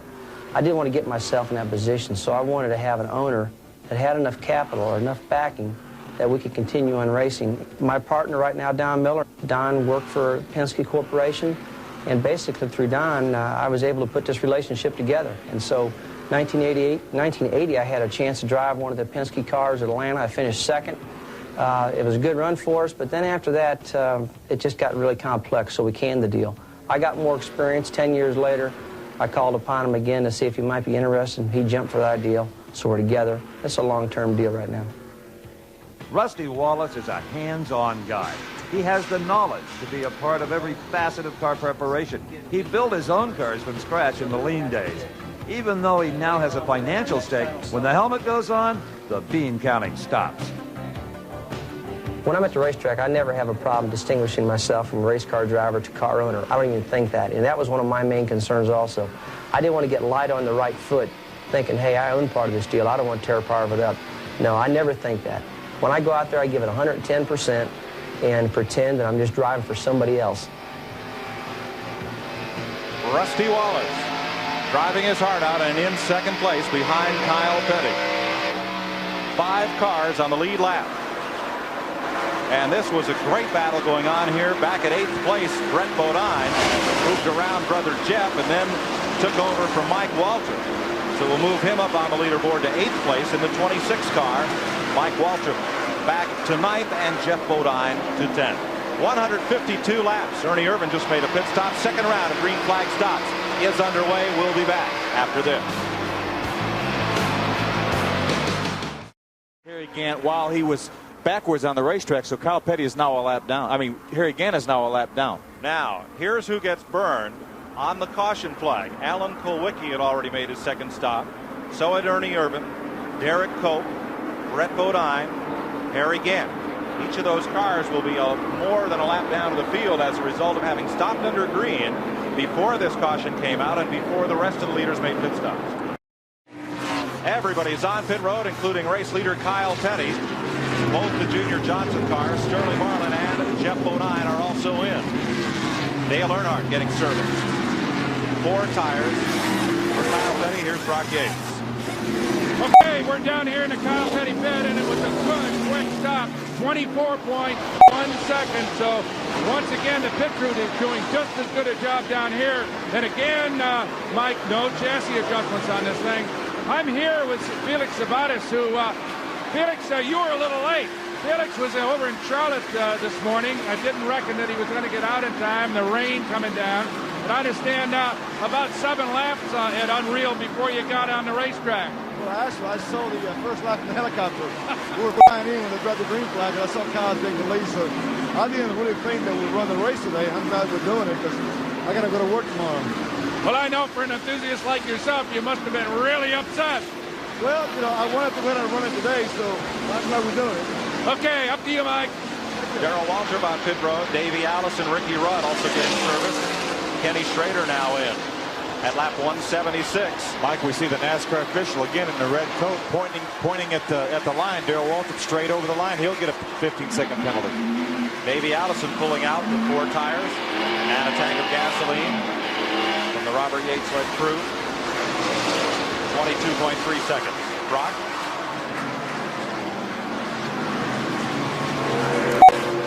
Okay, here he is, Kenny Schrader in the pits. Once again, as everybody doing all 4 tires back underway. Quick tire, 22 seconds. Steve, take it away. The Rusty Wallace crew is also prepared to pit. Gas in hand. They have 4 tires ready. It remains to be seen if they utilize all of them. But the air wrenches are ready to whir. And here, yes, comes Rusty Wallace. Very few teams in motor racing any more disciplined than any Penske team, whether it's Indy racing or stock car racing. And look at these men work under the direction of Jimmy Maycar, who came with Rusty Wallace out of the Raymond Beetle operation when it folded its door. This is a terrific stop. Windshield being played, left rubber going on. You can see the 5 men over the wall plus the catch can. That's the 6 man. Very careful to not break that rule. Wallace stopped well short of the forward line, and he's out of here. 24.4 seconds for that Rusty Wallace pit stop. And Bill Elliott takes the lead. We were just talking about how bad he was running a few minutes ago. Now here he is in the lead, Mike. But he really wasn't running that bad. He just got passed by a couple cars. He really wasn't running that bad. We'll send someone to Davey Allison's pit. Black flag on Allison's car. Ratchet. Oh no, the ratchet wrench. They made a big chassis adjustment and left the ratchet. You know, that ratchet is attached to a very long extension down to the socket, and you have to pull it straight up and all the way up and out. To get it out, it's a very small hole in the left-hand rear window, and they didn't get it out. So they will stop to remove it, and we'll see what the NASCAR has to say about that. Put a little fuel in while he's there, and let him go. Tough break. You know, it's not that he only spends 2 or 3 seconds on pit road, but it takes him several seconds to slow down and then to get back up to speed. Let's go down to Glenn Jarrett. Well, we're in Davey Allison's pits again, and I tell you, they've had an awfully tough day today. Just nothing seems to go right. You're indeed right. They left the ratchet wrench when they made a wedge adjustment on that pit stop. Left it hanging in the car. NASCAR black flag and brought them back in. That just puts them further and further behind. Looks like they're just destined to have a bad day today. Well, talk about strategy. The driver who has not been on pit road for tires since lap 92 is on a lap by himself, Bill Elliott. Kyle Petty closing in, but Elliott's number 9 is on a lap by itself. tell you. Up on Darrell Waltrip. See how high he goes there. With the fresh tires on Kyle's car, well, it won't be long until he's got some company in the lead lap. Now, these pit stops came sooner than the first round of pit stops under green, as if when one car came in for tires, everybody else came in to get fresh rubber. I think what happened, Mike, they watched Harry Gant. You know, he was one of the first cars to make this pit stop. And Harry was about a 5th place car when he made his first pit stop. After the pit stops were done, he pitted so early, he had the fresh tires and ran so fast for more laps than everybody else because he had fresher tires. He found himself in 2nd position, only about 5 laps behind Kyle Petty. So I think everybody watched that, went to school on it. And that's why you saw him pitting that earlier. Here is Kyle Petty getting a lap back from Bill Elliott. Now the question is, how long will they leave Elliott out there? Because the cars on fresh tires will, as you say, run away. Let's find out from Glenn Jarrett. Okay, we're standing by in Bill Elliott's pit right now. You can see they are getting ready for the pit stop. It's going to be a 4-tire change. Bill's getting awfully, here he comes down pit road right now. He's getting awfully good gas mileage for Ford. Bill Elliott comes to a stop in his pits now. Watch his crew go to work. These guys are some of the best in the business. They've won the Pit Crew Championship several times. They don't waste any time. There's no inefficient motion here. They've got the right side tires off. The left side tires are now coming off. Putting 23 gallons of fuel in this car. I tell you, he's in a very, very good position right now because he's staying out on the racetrack a little longer than most of the other cars. We're on about lap 185 right now. That's awfully good fuel mileage. He's making the track adjustment. And the crew that got caught in also, there is a ratchet hung on Bill Elliott's car. Man, this is unbelievable. Same thing that happened to Davey Allison. You can see the crewman there. He's awfully disappointed. So here's Elliott going around with a little bit of aerodynamic enhancement, and he'll have to come back in. That will cost him a lap. He really will. On the racetrack, not in penalty, but on the racetrack. By the time he slows down, comes back in the pits, and takes 2 or 3 seconds. Let's go back to Glenn Jarrett.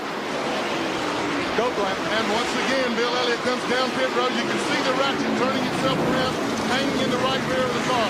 Boy, that's a terrible break to stop the tank off with fuel again.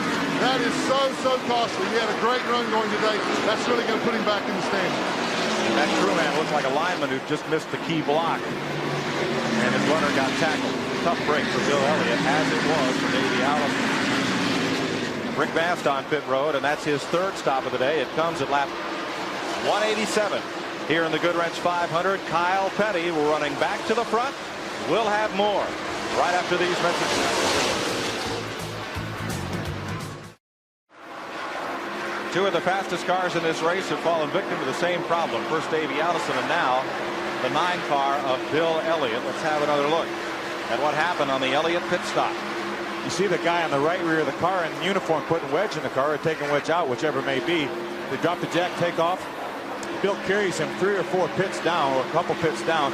Could not be, as you mentioned earlier, Mike, he has to pull that ratchet and long extension straight up out of there. And obviously he was hanging on for dear life and couldn't do it, so Bill had to consequently had to come back in the pits. Let's go down to Glenn Jarrett. Well, still in Bill Elliott's pits, and the tragedy continues here today, or the dilemma, I should say. We went to Ernie Elliott to find out what happened there, what could possibly cause that problem. Somebody on the radio said, go, and he wasn't ready. After Bill left the pits, you're looking at Alexis Lyris now, who keeps times and laps for Bill. She was sitting back here. They started moving the gas cans around all the equipment after the pit stop. Somebody knocked her over sprawling backwards, so she's lucky she didn't get a bad injury. Just not a good day in the Bill Elliott pit. Rock Yates? Rusty Wallace talks constantly on the radio. What is he saying? What does he think about the competition in front of him? Well, so far everything's going pretty good. The car's been handling real well. He said he can't think of anything he needs to do to it. So right now we're just kind of riding it out, trying to keep Kyle in sight. You know, Kyle's pretty strong right now, but this Miller Genuine Draft Pontiac has got him in sight. We're going to try and do something with him. That last pit stop was magnificent. Any way it could have been better. Yeah, it'd always be better. You know, that's what we try for, to get better and better every week. All right, back upstairs. Kyle Petty up front in the Goodwrench 500, where he's been just about all day. Rusty Wallace is second, 2 Pontiacs, leading a Chevrolet of Ken Schrader, a Buick of Brett Bodine, and the Chevy of Ernie Irvin. Those are the front 5. 6 through 10, Bill Elliott, Harry Gant, a little further back, as you ride along with Darrell Waltrip. That windshield beginning to streak up a little bit. It really is. They're very fortunate that it's a cloudy day, because late in the race down in turn 1. It's horrible. The sun is right in your eyes as the windshield gets dirty or sandblasted. It's very, very difficult to see, but with an overcast day, then the sun is not a problem. And here goes Darrell right against the leader, Kyle Petty. Trying to get a lap back.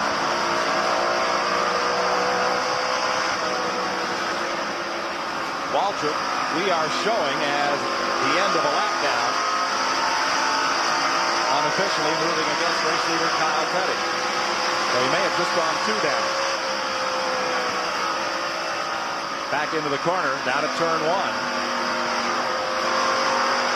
He sure wants to get one of those laps back, Mike. Darrell's doing all he can do to try to get back by Kyle Petty. That's the Mickey Gibbs car on the inside, the new Barry Dodson effort. As they move past, and Darrell a little bit higher on the racetrack. Kyle Petty's been running like he's been tied on a string, and here's the Derek Cope car. In trouble.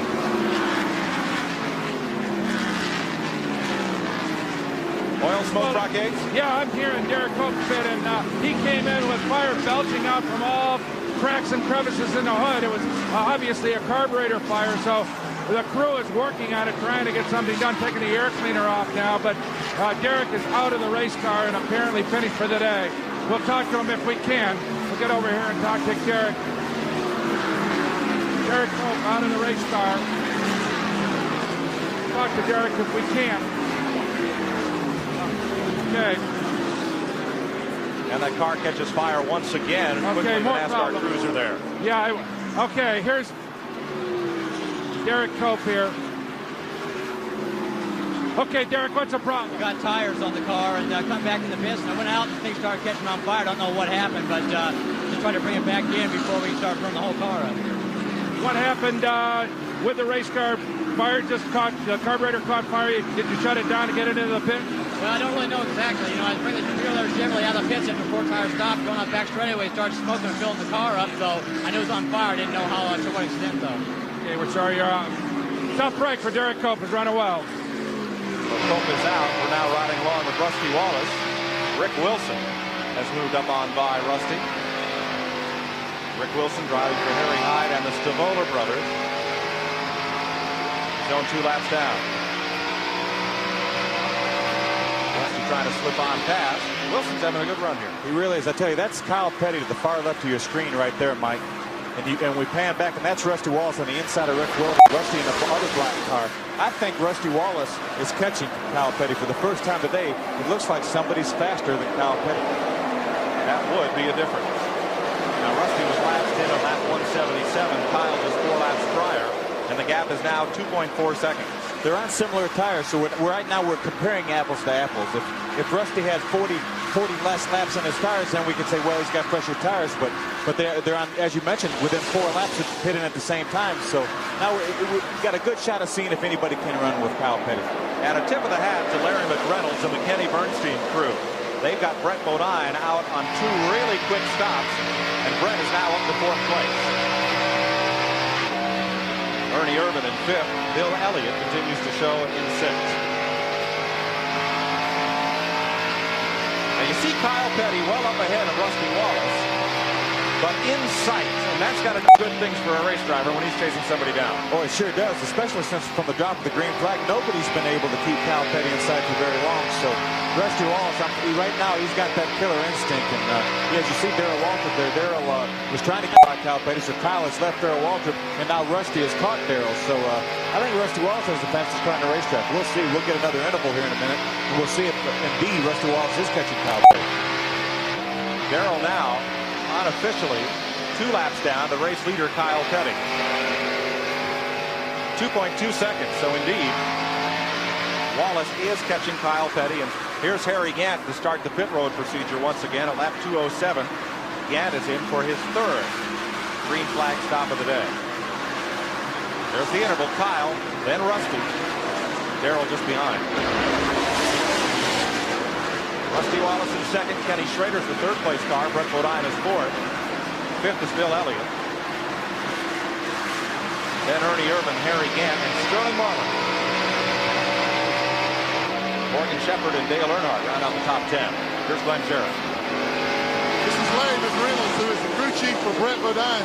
Very awfully good pit stop so far. How's Brett say if the car is doing right now? Well, right now he don't have a real lot of complaints, Glenn. It's just that 42 car is making our life and everybody else's life miserable. I think for once not getting the best fuel mileage in the world is helping us just a little bit because we're pitting 10 or 15 laps earlier than like Kyle, and that gives us about a 15 to 20 second advantage back on the racetrack on good tires.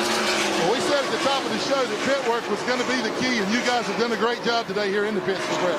Yeah, I mean, it fell lucky for us a while ago. We pitted and the caution come out, and the pack slowed down enough to only allow us to go one lap down, changing 4 tires. Well, they're satisfied so far, but they're just having a lot of trouble keeping up with that number 42 car. Well, next time he comes around, he's going to be a spot further back. Bill Elliott just put the move on Brett Bodine, and that will change 4th place. Trying to move past Rich Bickle, the Wisconsin driver, there in the 47 car. Back up front, riding with Kyle Petty as Rusty Wallace tries to reel him in. We're approaching the halfway point of the Goodwrench 500, and we'll be back with more on TNN right after this. As Kyle Petty fights to put Ernie Irvan 1 lap down, Rusty Wallace is there. And somebody else may lead this race other than Kyle Petty, except for during the run of pit stops. Rusty Wallace, you know, before the break, he was like almost 2.5 seconds behind. Here he is right on his bumper. So Rusty Wallace definitely is the quickest car on the racetrack. Whatever Jimmy Makar improved into that car was exactly the right thing at the right time.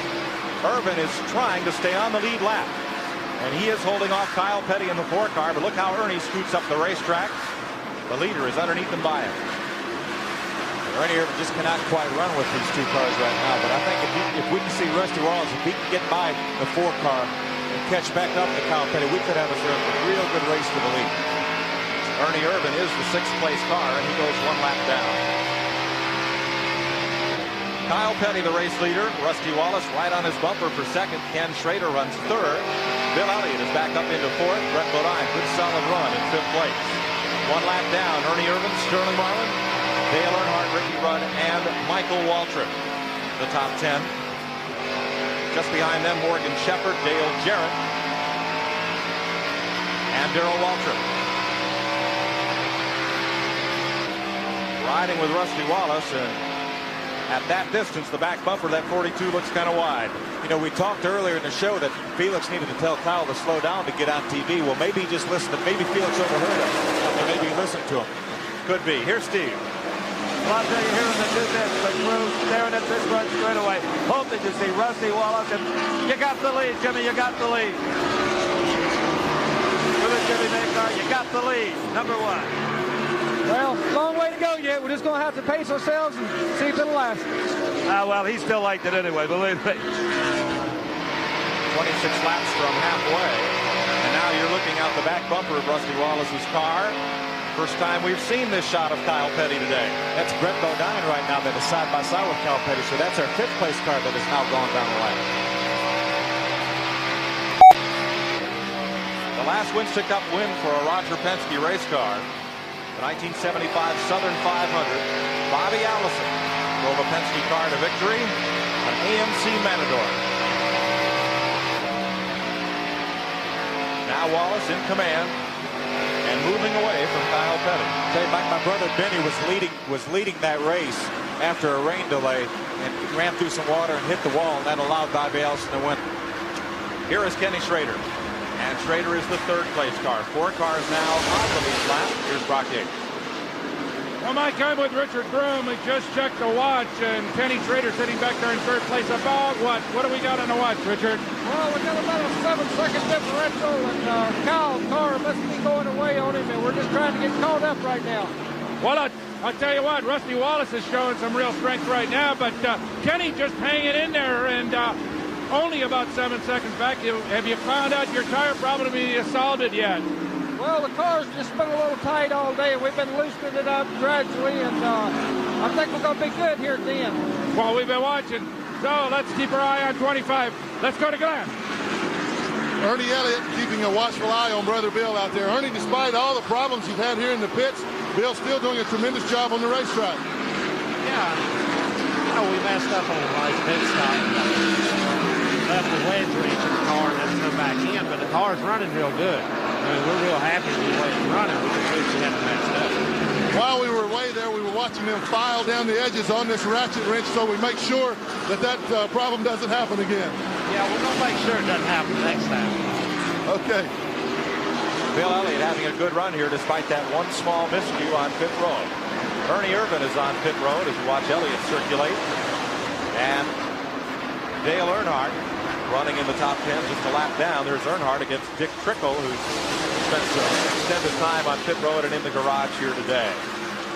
The championship team for 1990 and for several times operates out of Welcome, North Carolina, in Richard Childress's huge and immaculately prepared race shop.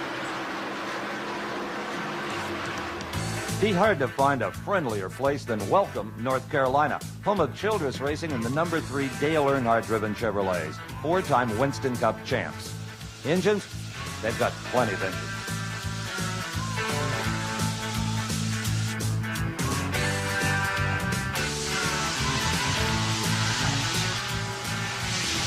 And race cars to put those engines in. Lots of race cars.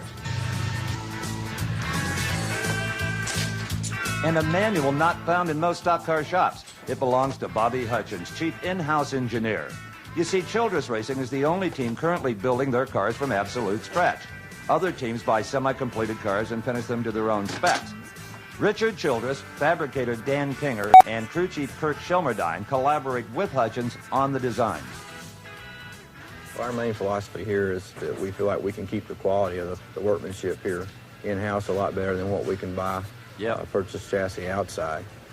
We can also control straightness of the chassis, some secrets, as you may call it, as to how we do things here, as well as keep safety, which is probably our main goal.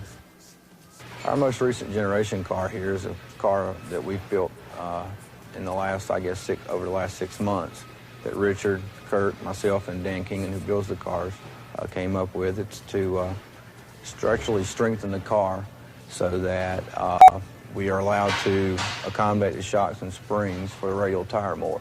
And it's our Rockingham car, which you see here now, that we will be competing with at Rockingham this coming weekend. Hard to believe, but all that raw tubing will ultimately form a 200-mile-per-hour Chevy Lumina after thousands of hours of bending, welding, and hand fabrication. When you build them yourself, not only can you keep your secrets secret, you also know them like your own children. In some cases, maybe even better. Well, for instance, the car in behind us is the one we ran in the Daytona 500. It took a little bump on the left front, and with this car here, we can put it back within a thousandth of what it left to shop at. We've got all of our drawings and our blueprints, and we can just come back and put the car exactly like it was before it left. Richard is not quick to retire a car, sometimes racing again a 2- or 3-year-old model that seems perfectly suited to a particular track. Dale won the Busch Clash this year in an old Monte Carlo, reskinned as a Lumina.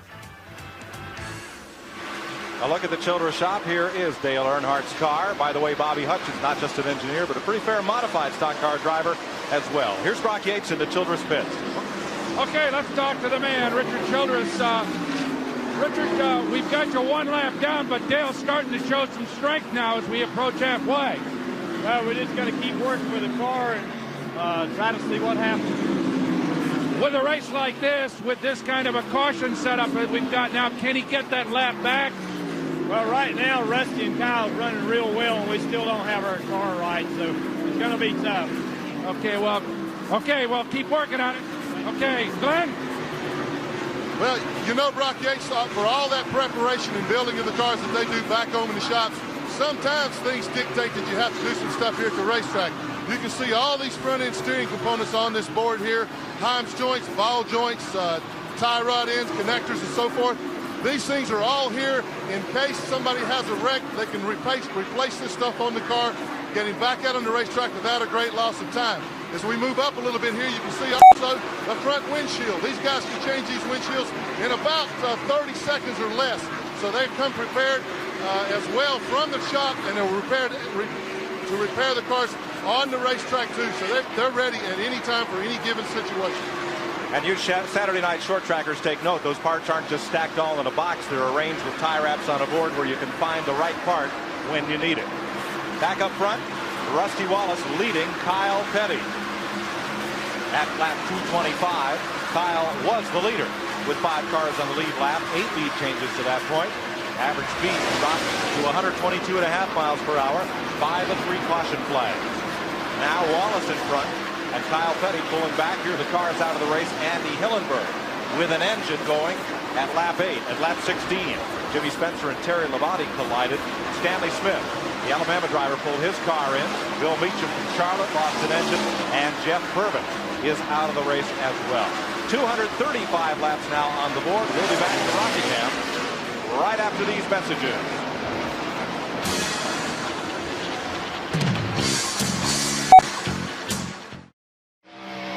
Now, come on, you faithful NASCAR fans. You didn't think we were going to let the lead change hands during commercial, did you? Rusty Wallace is still in front. Kyle Petty got underneath him but couldn't deal with it. Ken Schrader is third. Bill Elliott fourth, and Brett Bodine is in the 5th position. Just moments ago, Chad Little slipped underneath Kyle Petty while Kyle was trying to get past the Morgan Shepherd car, and that is Chad Little, you see, lined up right behind leader Rusty Wallace. I think it's a situation, as we talked earlier, Chad Little probably has stopped the tires recently. He has a lot fresher tires, so it was fairly easy for him to drive by Kyle, and it probably will do the same thing to Rusty Wallace. You see Mark Martin, probably with fresher tires than Kyle Petty, drive around the outside of him. We've got Brett Bodine, the 5th place car, in the pits now. At lap 240, Brett Bodine makes his 3rd stop of the day, and this is a scheduled stop. But Larry McReynolds and crew, they've been fast all day. They're going to put 4 tires on Bodine. He will lose a lap to the leaders as they come past. Rusty Wallace in number 2. In the Pontiac out front, Chad Little hanging right with him. You're watching NASCAR Winston Cup Racing live on TNN, NASCAR's country home. In our inaugural presentation of Winston Cup Racing, hope you're enjoying it. Along for the ride with race leader Rusty Wallace. But Chad Little has now gone past the leader to get back a lap. And here comes Mark Martin, who just passed Kyle Petty moments ago, and looks like he'll do the same thing with Rusty Wallace on the inside. 1.4 seconds is Wallace's advantage over Kyle Petty. 4 laps to halfway. Let's check in with Steve. You know, just an observation on Rusty Wallace. He has always been a fun driver to watch, a charger, a man who will take chances and risks. But they say as we get older, we get a little wiser. And I think maybe Penske is giving him a little wisdom as well, because Wallace is pacing himself. I think had Petty got around it, he'll let it go a little bit rather than further abuse his tires. Rusty Wallace is driving a very smart race. Well, he's got a pack of cars right ahead of him. Bobby Hillin there as Rusty moves around. Then Mark Martin dead ahead. Chad Little is now boxed in behind Wallace on the inside of Bobby Hillin. Move over flag being shown to Hillin. There's Chad Little, that white and orange car, number 19. And Hillin in the Rob Morosa Memorial Machine. Taking over that ride from Sammy Swindell. And he is being shown presently as 2 laps down. Make that 3 as Wallace goes by. 2 laps from halfway. And the leading driver, if it's under green, picks up $10,000. That may have been why we saw Kyle Petty showing so much muscle before we went to the last commercial, trying to get by Rusty Wallace. Rick Mast is on pit road at lap 245. Rusty down the backstretch and giving a wave up in his mirror to Chad Little. Little going up high. Wallace is pulling right up on Jeff Bodine. And here comes Rusty down the front straightaway. Ring the cash register, please. With Ching, $10,000. So our leader at the halfway lap is Rusty Wallace. He takes home the $10,000 bonus in the right guard halfway challenge. If you called in to register, stay by your phone. If the right guard people call you, you could win the keys to a new Pontiac Grand Prix SE. Rusty Wallace is the name to know. Now they're moving up on Jeff Bodine, who is a lap down in 14th position. Trying to keep from being 2 laps down. Around the Mickey Gibbs car once again. Back straight away. And into turn 3. Now, how will Brett Bodine react to Chad Little? That's not a car he's used to seeing coming in his mirror at speed. I think Jeff will realize that Chad Little has fresher tires on him than he does. And, I mean, he's not going to more than likely not going to just move over, but Chad Little looks like he has so much better tires that it's going to be a matter of just driving up the side, Jeff, and then Jeff sees him there, sees that he's there, and he's just got to let him go. That's all. And that's exactly what happens as they roll off into the corner. That is not for position. Little is a lap further down to the race leader than Bodine. Here's Dale Earnhardt and Sterling Marlin. This is for position. This will be back at about 7th place. Bobby Hillen on pit road in the Moroso machine. Earnhardt and Sterling Marlin for 7th place. And Sterling has had quite a start to the season. He's 3rd in the Winston Cup points with a top 5 and a top 10 finish. Daytona and Richmond respectively. Just had a terrific race at Daytona. Finished 2nd. He was running about 4th or 5th on the last lap with 3 laps to go and ended up 2nd. We got Jeff Bodine now in the pits, so you can tell that his tires were well worn. It's time for his pit stop. Morgan Shepherd as well. This is the first time today that the 2 Junior Johnson cars have not stopped on the same lap. Pete Wright has the car in the air as Tim Brewer changes the right front. There goes Wright around the front of the car. Now Mike Hill comes around back from the right rear to help out on the left rear tire. Henry Benfield wheels that tire away. He's all finished gassing the car. And Old Precious, Buck Green, long gone with a catch can. Tim Brewer gives the driver a wave, and away Jeff goes back into the fray. Time, 24.1 seconds. Rusty Wallace and Dale Jarrett there. Going back and forth. Dale Jarrett shown as more than 2 laps down. Check that, that's 1 lap down, now 2 for the race leader, Wallace. Jarrett 10th in the Winston Cup points coming in here with 1 top 10 finish. 7th place, once again at stake. This time it's Mike Waltrip nestled up against the back bumper of Sterling Marlin. And with Bodine just in, we'll expect Marlin on pit road soon. Hey, Mike, when these cars are out there for 80 or 80 some odd laps on these tires, it looks like they just stop in the middle of the corner. Mike Waltrip gets underneath Sterling Marlin, got right up against him in the middle of the corner, got Sterling a little bit loose, drove up underneath him, brought Mark Martin along with us in the 6th car. As that happens, Dale Jarrett's on pit road. Here's Glenn. We're in Dale Jarrett's pits. He has come in for his regular scheduled pit stop now. In the 4-tire change. This is the Wood Brothers pit crew. They wrote the book on how to do this fast and efficiently. Good pit stop going so far. The car is now down and away. That's a very good pit stop. That'll make up some time on the racetrack. So Dale Jarrett, who just went 2 laps down to the leader, now heads back into action as we continue under green. Rock Yates.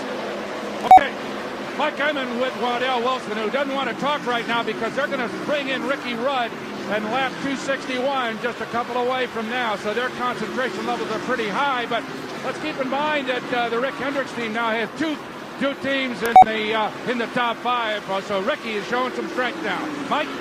Here's the other Junior Johnson car on pit road, Sterling Marlin. This is the Mike Beam-led team. He'll get 4 tires as well. Big chassis adjustment there for Sterling. Looks like everybody's taking wedge out of the car, though the sun popped out here a few moments ago, Mike, so that could change the characteristics of some of these cars. 26.5 seconds for Sterling Marlin. Rick Wilson hitting the Stavola Brothers car at lap 256. This is the 3rd green flag pit stop of the day for these cars. Now Rusty Wallace was last in at 177. We'll expect to see him within the next 5 laps. Kyle Petty also. Kyle, I think, came in on lap 174. So I'd say at any moment now we'll see Kyle and both Rusty Wallace coming to pits. The car we've not been keeping track of is old snooker Dave Marcus. The fellow likes to hang out and lead a lap. He went nearly 100 laps before he made his first pit stop. We'll try and double check and see if he is going to be the one car here that tries to make this race on just 4 pit stops. I don't think anyone else can do it from what we've seen thus far. You know, I'm not sure, Mike, since Dave Marcus is pitting on the backstretch, he may have pitted on one of those early caution flags and got fuel only, so is why he went so long. We'll try to double check on Marcus. He's presently showing 7 laps, so that strategy won't win in this race. He's 7 laps down. They had 1 long pit stop after he was involved in that spin with Harry Gant and Richard Petty. 258 laps. We're in a green flag run of pit stops here at the North Carolina Motor Speedway. Mike Waltrip peels off down pit road in the Bahari racing car here at lap 259. today. And Kyle Petty, you saw battling there with Hut Strickland. You know, Mike, we can almost watch the race and tell when somebody's getting ready to pit. You know, we watched Sterling Marlin a few laps ago, Michael Waltrip, and Mark Martin drove by him in the corner. Then boom, he comes in the pits. Michael Waltrip. There's Michael Waltrip. Go ahead, Jarrett. In Michael Waltrip's pit, there's a little problem now, and they let the car down a little late, cost them about 5 or 10 extra seconds down to Brock Yates. Okay, Mike, we're in the Ricky Rudd pit. Waddell Wilson all set to go. He's got the sign in his hand. Waddell is very intent right now. And these guys sitting up here in the 5th spot. So here comes Ricky. He should be coming down pit lane at any moment now. The sign is out on that number 5 automobile. Okay. Here comes 42, Mike. And Brock, he'll be right behind you as Kyle Petty, the second place car, comes in for his stop. Okay, there you can see Kyle Petty's crew going to work. And once again, there is no chassis adjustment in that race car. That Pontiac still continues to handle almost flawlessly as fuel goes on. Once again, as standard procedure, all 4 tires being changed. Stopwatch running, closing in on 18, 19 seconds. A good stop, apparently. Yeah, underway, 22 seconds. Good stop for Kyle Petty. Okay, Glenn, take it away. We're in Bill Elliott's pit right now. They're awaiting Elliott to come down pit road at any time. They're not quite ready yet. So let's go back topside. We'll holler when he comes down. Well, you saw service completed on the Ricky Rudd car. Gary Smith getting that second can of gas in and Rudd pulling away. Dale Earnhardt also came in on that lap, 261, 24.3 second stop. And here's Davey Allison in the pit lane at lap 263. Smokes him a bit coming in. And the Robert Yates led crew will put tires on Davey's car. Darrell Waltrip is also in. You see that windshield being cleaned as it's begun to oil up just a bit. And here's Rusty Wallace, the race leader, is on pit road. Steve Evans is there. Rusty Wallace is in the pit, and his crew is attacking the car. The men changing tires all have knee pads on. They do it without them. Again, a clean windshield, fuel. This will be a 4-tire change as well. All of the crewmen wearing headsets. They can communicate not with each other, but with Jimmy Makar, their boss. This is another brilliant stop on the part of Wallace, who also, as we've seen, is driving a brilliant race. Wallace is away. Brock Yates. Okay. Mike, this is a Kenny Schrader stop. Quick stop. Nope. Again, no chassis changes for Kenny. We were told Richard Broom is saying that they still a little bit loose, but Kenny gets underway. Good stop. Back to you. Glenn Jarrett. Okay, Bill Elliott is now coming down pit road. The gas man's got the gas can up on pit wall. I'll guarantee you that you won't see any mistakes like you saw the last time. Ernie Elliott is telling the guy he's going to put in 1 round of bite in the car. As we said earlier, Ernie had that thing filed down. He said he would not have or would not make that mistake again. He laughed about it then. Earlier on, it wasn't so funny. Here's Bill Elliott right now. Let's watch him go to work. On the right side, Dan Elliott, Russ Bale changing tires. Dan is changing the right front. He will change tires at Atlanta, and then that's it. He says that's his last race working pit road. You see Dan coming around to the left front to complete that change. Tommy Cole has the car in the air. There's the big chassis adjustment over on the right side of the car for Bill Elliott, and he's away. Good stop. Ernie said it wouldn't happen again. That's because he was doing it himself. Here's your leader, Kyle Petty. Kyle Petty out in front at lap 267 of 492 in the Goodwrench 500. We'll be back.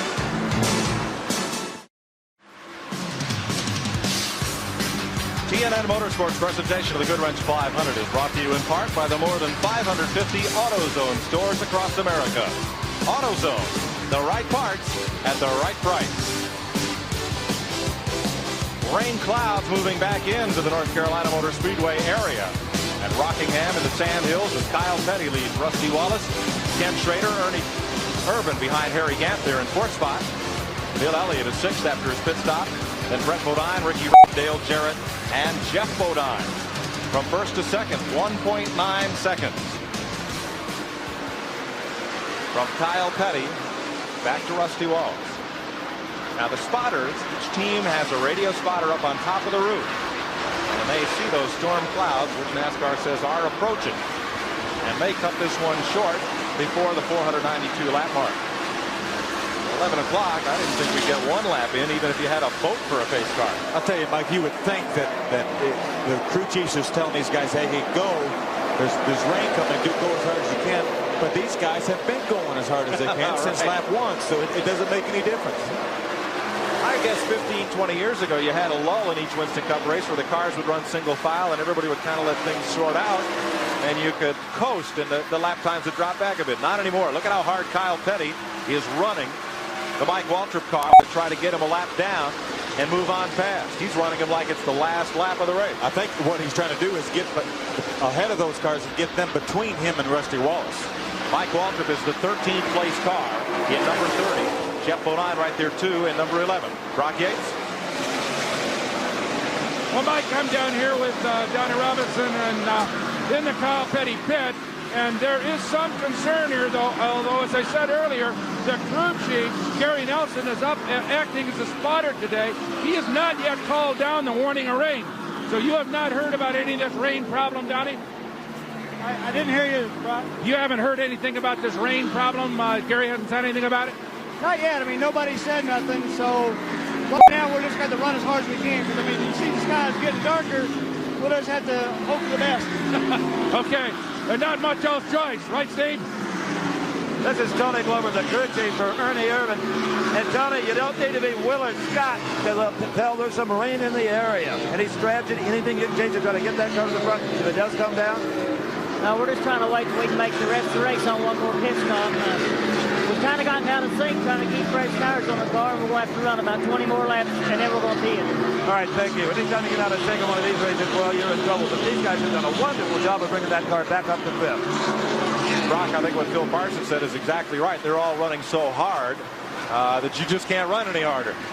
Their tongues are hanging out now, Mike. 277 laps are up. If the race were to stop and be unable to be restarted today, it would be a complete event since we've passed the halfway point. There's Dale Earnhardt. This time he's got the trailer hitch hooked onto the back of Ernie Irvin. Not for long, it looks like. Dale Earnhardt and Dale Jarrett both look like they'll be able to move by the 4 car. Irvin pitted at lap 225 some 50 laps ago, so he'll need to be in soon. And don't know whether he can make it on one more stop. I don't think he can. If he pits in 20 more laps, that'll be about the 300 lap mark.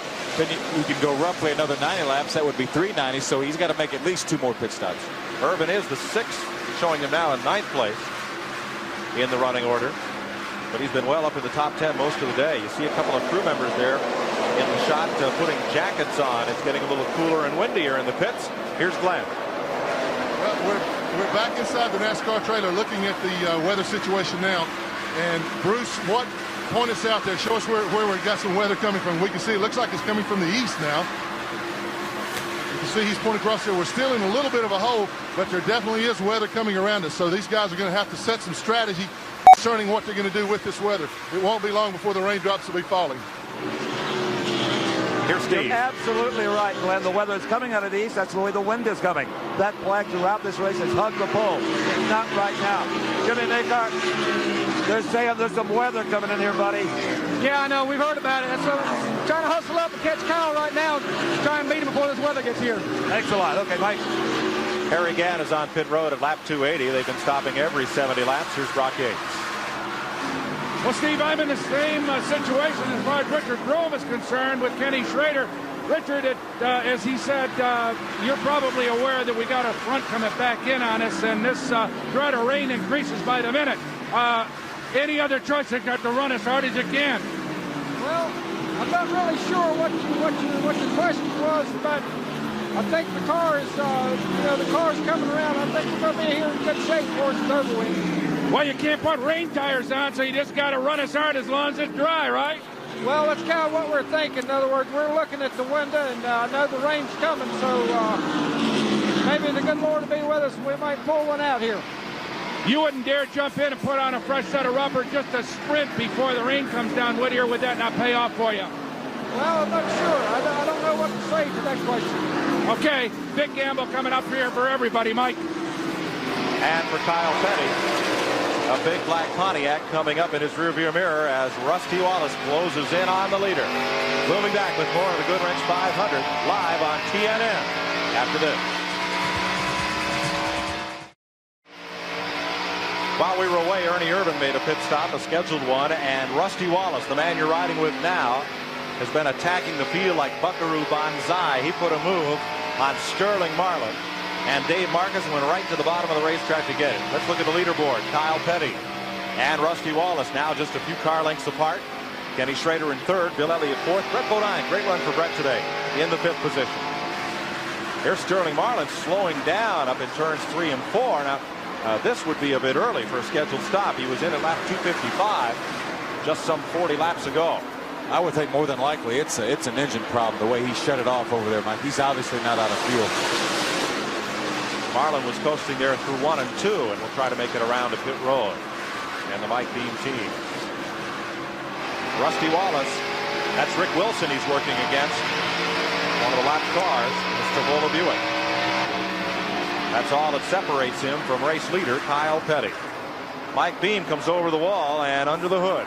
They're not in too big a hurry, Mike, so I would think that the engine is probably shut off, and they're just going to look and see maybe if they could do something quick. But you know, they look for maybe the coil wire fell off, but more than likely it's something more serious than that. Well, maybe the coffee's ready.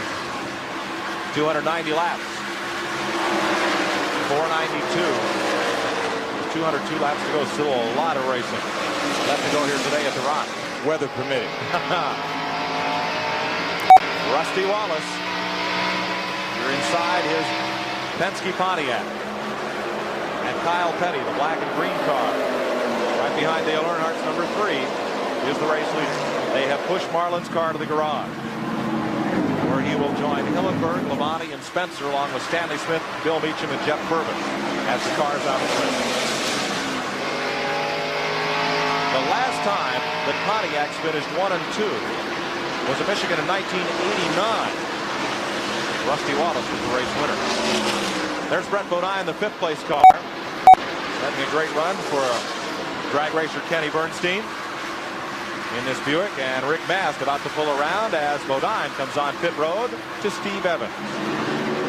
All right, and here comes the number 26 Buick of Brett Bodine.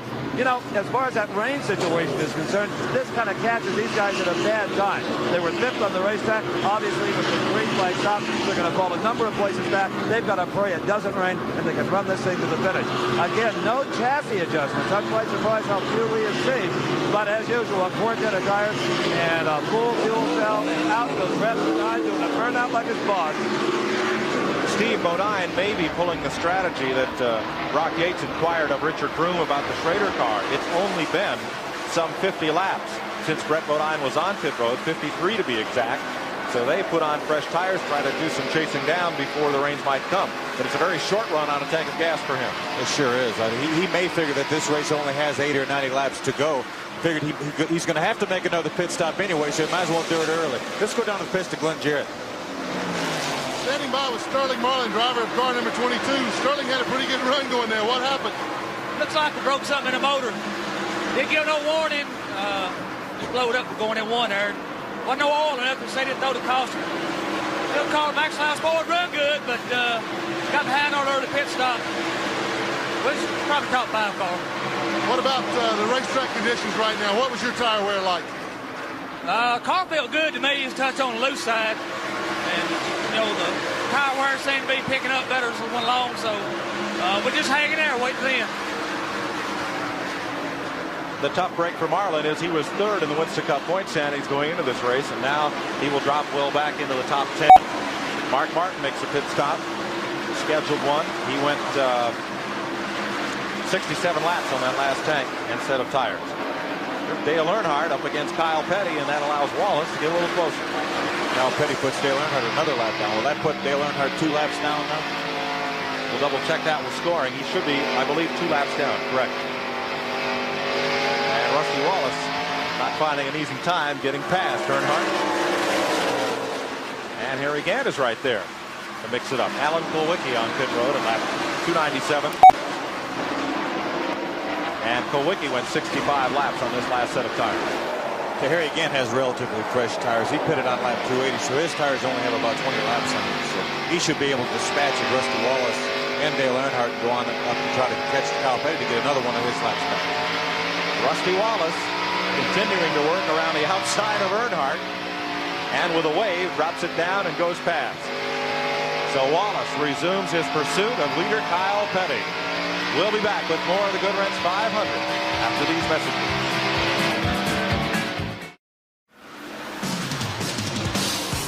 TNN Motorsports presentation of the Goodwrench 500 is brought to you in part by Budweiser, the king of beers with that clean, crisp, cold taste. Nothing beats a Bud. Jeff Bodine in the Junior Johnson Ford, running along right, hovering on the edge of the top 10. With just some 190 laps to go here at the North Carolina Motor Speedway in the third Winston Cup race of the season. Let's check in with Steve Evans. Look who I found wandering around the pit. For 26 years, Harold Kinder was a chief NASCAR starter in retirement, they tell me, but he's got a headset on so he can monitor all the action. What do you think of this rain deal? What would be your strategy if you were a racer? Well, Steve, I think it's anybody's guess at this time, at this stage. You know, last part of the race is when the guys really show their stuff. So there's a lot of good racing left yet. I think we're going to be inspired for a good finish here. How's retirement? Can you stay in retirement? How's retirement, buddy? Well, somebody asked me what was I doing standing here at the start and finish line. I think I spent more time here at this line than any time during a race. I feel comfortable here. Catch a lot of fish for me, will you? Thank you. All right, let's go to Brock. Well, Steve, down here in Kyle Petty's pit, it looks more like a tire test. These guys are just laid back, relaxed, nothing going on, as you can see. They've got a pit stop coming up around lap 350. That's their next scheduled stop. They are totally under control. They've been that way all day long. Everything has gone exactly the way they planned, presuming it'll go that way the rest of the way. They're not concerned about the rain. They're not going to change their strategy. They're just going to keep chugging along as they've done all day. How are things going down at your end of the pits, Glenn? Well, you might be wondering why I'm standing here with my arm around this pretty young lady. I can do that. She's my sister. This is Patty Jarrett, Patty Makar. She'll always be Patty Jarrett to me, but she's married to Jimmy Makar, who is the crew chief for Rusty Wallace. She is the publicity director for Rick Maston, car number 1, and she's the brother of Dale Jarrett. Who do you pull for? The way I try to look at it is I have 3 chances to go to victory. That's probably a different. Well, she's covering her bases there. She got 3 choices to go to victory lane. I've interviewed everybody else in the family today. I'll find my father and get him next. Mike? Welcome back to the Nepotism 500. We got Parsons and Jarrett's at every network. My brother's a banker. I'm going to have to get him into this business. 308 laps complete. Kyle Petty up front. Rusty Wallace in second. Ken Schrader is third. Fourth is Bill Elliott. They're on the lead lap. 1 lap back. Ricky Rudd is fifth. 6th is Harry Gant. 7th is Dale Earnhardt. 8th is Mike Waltrip. 9th is Dale Jarrett. And 10th is Jeff Bodine. 11th is Ernie Irvin. 12th Morgan Shepherd. 13th is Brett Bodine. 14th is Darrell Waltrip. Bobby Hillen's riding 15th right now. 16th, Davey Allison. Richard Petty's back in 17th after that spin. Rick Wilson is 18th. Mark Martin is 19th. And Mickey Gibbs is 20th. I'll tell you, Mike, one interesting thing about Kyle Petty's car. You know, the way he dominated last year, won almost $300,000. You would think that they would save that car for Rockingham. That car raced 12 times last year. It was almost destroyed at Bristol in the night race. It knocked the front and the rear clip off the car. They fixed it, came back, dominated Rockingham again in October, and then come back here, Rockingham, and are dominating again. Kyle Petty with quite a car for this racetrack. Same car he won with here last year, but boy, has it been bent and battered around ever since. In that Goodyear has over 2,000 racing radials here at Rockingham, you might think, well, they probably brought a lot of unused tires down from Richmond. That is not the case. Phil Homer of Goodyear, each track demands its own tire designed specifically for it. That's correct. The tires we brought here from Rockingham are made especially for Rockingham, and this is the only place that we run them. Now that you know, under the new pit rules, that guys are going to go out and run far more miles on a set of tires, have you changed the engineering on that tire at all? Not really. Our design to begin with is to make tires that'll run more than a pit stop, sometimes 2 pit stops. We try to get that safety factor in there so that people wouldn't have to worry about it. Now, what happens to the tires you don't mount here this weekend? Oh, we'll save them for the fall and run them in October here at Rockingham. See you then. Right. Phil Homer there with Goodyear as we watch Kyle Petty and Rusty Wallace. That's the separation, first to second. 4 cars on the lead lap at lap 313. You ride along with Rusty Wallace. Chasing race leader Kyle Petty. Ken Schrader in third. Bill Elliott and Brett Bodine in the top 5. Then it's Harry Gant, Earnhardt, Waltrip, Jarrett, and Ernie Irvin. Cars out of the race. The attrition has most recently sent Sterling Marlin to the garage. Jeff Purvis, Bill Meekum, and Stanley Smith out early. And within the first 20 laps of the race, Andy Hillenberg, Terry Labonte, and Jimmy Spencer. And Marlin, the most recent retiree. Bobby Hillen making a stop. There's Chad Little. He's the 21st place car. About to be overhauled by Kyle Petty. Now Little went steaming by the leaders about 15 laps ago, but now his tires have some laps on them, and Kyle comes chasing right back. First to second, 1.04 seconds.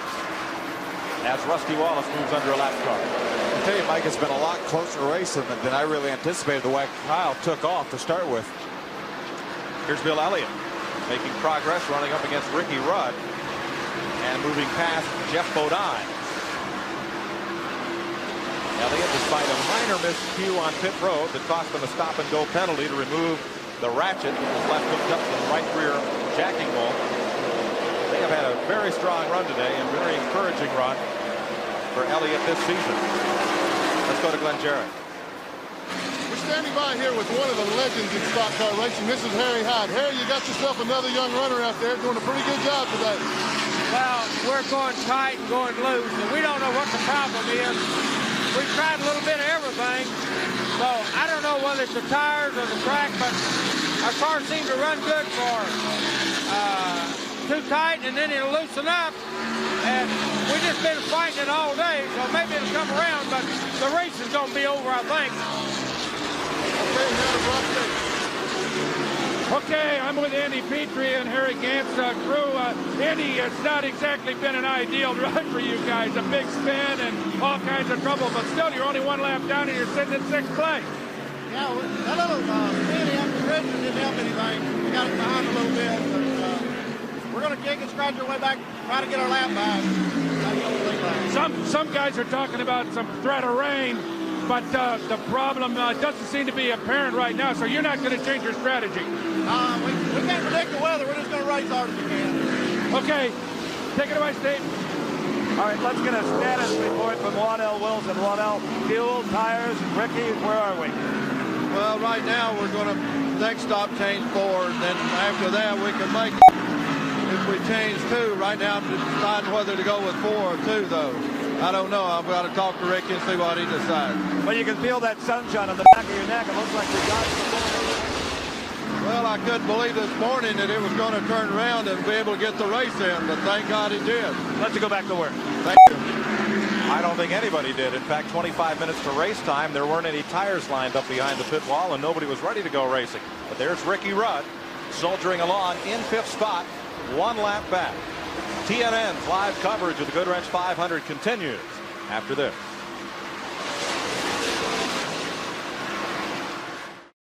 Things are very quiet in the Rusty Wallace pit area. They're just kind of on cruise control right now. But it's ironic. Rusty driving a Pontiac was the leader in halfway, and Carolyn Irby wins herself a Pontiac. But Carolyn, I want you to know, you get a lot better car than Rusty's driving. You'll have lights, and you can go around at night, the windows roll up, they'll probably even go on a radiator. Enjoy it. And air conditioning and cruise control and maybe a little nicer interior than the one Rusty's got. At least you can seat more people in the car. Yeah, Carolyn wins. Yeah, Rusty's only seats 1. But he's got just as big a gas tank, maybe bigger. Dale Earnhardt, the last won this race in 1987, and the last year in the 2 Rockingham events finished no better than 10th. It's not been his best racetrack.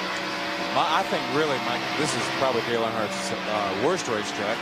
And we saw in the feature earlier, Bobby Hutchins, his engineer, talking about they're trying something new. It's their latest design that they've been working 6 months on, and that's here at Rockingham. But I'd say they'll probably take it back, and it'll be back on the drawing board for some more work. The man who's in a position to take over the Winston Cup point lead is Ricky Rudd.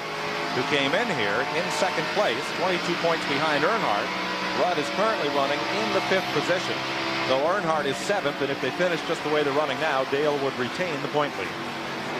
I'll tell you, Mike, you know, there's a lot at stake out here for both Kyle Petty and Rusty Wallace. Kyle Petty, by virtue of winning the pole, has a chance of winning a bonus of around $70,000 from Unocal. Rusty Wallace, on the other hand, if he could win the race, right now he could get on winner's circle. That's worth about $250,000 over the course of the year. Right now he's not on any kind of a car owner's plan because it's a brand new team. If he can win the race, then he'll be eligible for winner's circle, and that'll be almost $250,000. Wallace, with a new team and a new car number, did not pick up where the Raymond Beetle team left off last year. You're watching Ricky Rudd, who is in the 5th position, just a lap behind race leader Kyle Petty. 333 laps complete in the Goodwrench 500.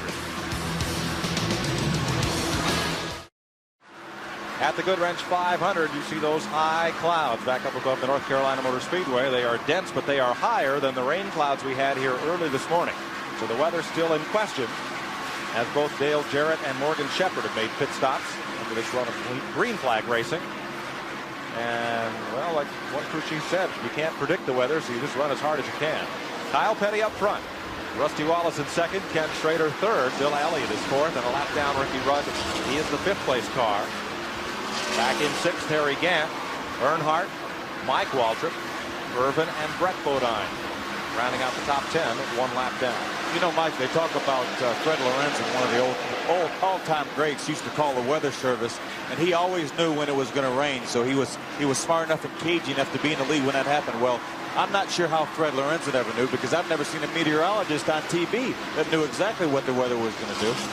Great job when you can be wrong more than half the time and still show up for work on Monday morning. Davey Allison is in the pits as you watch leader Kyle Petty and lap 340.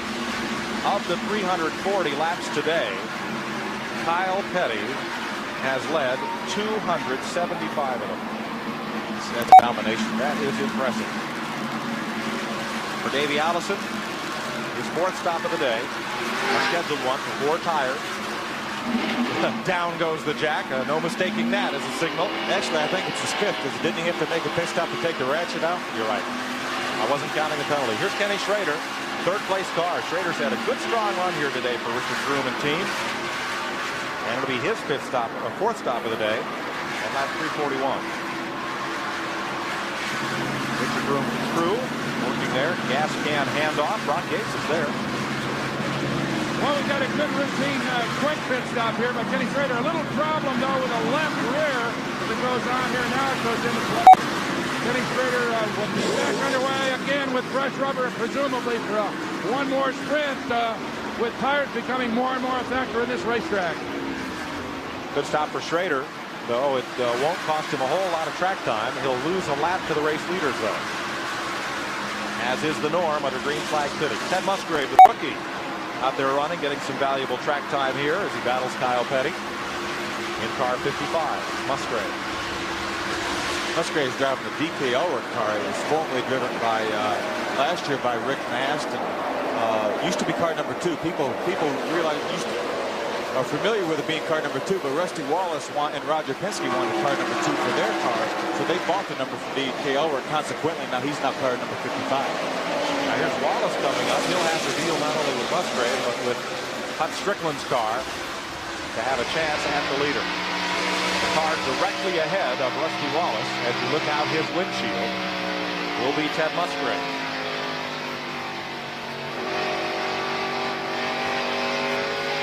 Now you notice, if you've been listening to Rusty's engine, they're down that back straightaway. They're into the throttle later in turn 2 than they are in turn 4. Listen for him to pick it back up. Right back in the throttle full. That's because turn 4 widens out into that D-shaped trioval. And as he is on it there, Kenny Schrader went past. Schrader a lap down, but on fresh tires scoots away. Obviously, Kenny Schrader was on the throttle a little bit before Rusty Wallace. And fresh tires, you can do that. There's not a greater feeling in the world, Mike, than having fresh tires. I mean, you go out there, you can be the 20th best car there. You go out there, you can drive by the leader like he's tied to a post. Mickey Gibbs just did that to leader Kyle Petty. Here's Brock Yates. Well, Mike, as you can see, they're all set for Kyle Petty to come in and make what is probably going to be a second to last pit stop here. The crew obviously prepared. The pit board standing out. He'll be in a second. Kyle Petty whistles down the back straightaway and into turn number 3. And that Felix Sabates machine. Here's Steve Evans. It's interesting down there in Rusty Wallace's pit. As soon as the crew was alerted that a stop was imminent, they started doing stretching exercises, psyching themselves up. The car expected in its pad any second now. They are going to take on 4 tires. All right, let's go down the road. Apparently the 5 car is coming in, right? That's the Waddell Wilson-led team for Ricky Rudd. Donnie DeSharoon coming on around to get those tires around the left side as Gary Smith finishes gassing. And now Kyle Petty is on pit road, the race leader and the man who has led most of this race. And Rusty Wallace is coming right in with him. Here's Brock. Okay, Kyle Petty screeches into stop here. The crew charges over the wall and at work here in this beautifully choreographed confusion that is a NASCAR Woodson Cup pit stop. Okay, right side tires done. Back around onto the left side. Again, no chassis adjustments. This car behaved flawlessly all day long. As the clock begins to tick, it's a little slower than normal. We're at 22 seconds down to 23.70 for that stop. A little bit slower than the last time, but there goes Rusty Bias as well, so he beats him back out of the pits. So Kyle Petty and Rusty Wallace pitting at lap 347, and both are back on the speedway. Bill Elliott and Darrell Waltrip are now back in for their scheduled stops. Quick stop for the Elliott boys at lap 348. Waltrip also there at 348. Here's Steve. The tire mark in Rusty Wallace's pit. The tire mark in Rusty Wallace's pit. He brought that thing in here like a winged sprint car. Looked like Steve Kinzer. We were at the back of the car, and it was hard to tell if maybe possibly he didn't cross that front line. But no NASCAR official responded. There was one in the pit. So apparently it was all right. But I'll tell you what, it was close to a 15-second penalty. Well, and also, Steve, his pit is right across from the NASCAR control tower. They had a good look right down that front line. And it is their call whether or not the car is over it. That one wasn't. Now here's where Harry Gant's pit stop strategy gets a little off kilter with everybody else. Is he now Phil one stop behind? I think he has made an extra pit stop, but now he's in the same sync with everybody. Everyone on the racetrack, unless we get rain, will have to make one more pit stop. That is the 5th stop for Harry Gant today. A little damage to the right rear from that altercation with Richard Petty that brought out the caution flag well before halfway back at lap 159. That was the 3rd caution of the day. We've only had 3. So Kyle Petty is back in front as now Dale Earnhardt and Derek Cope make pit stops at lap 351. Watching Wallace, and here is the Goodwrench crew going to work. Brock Yates.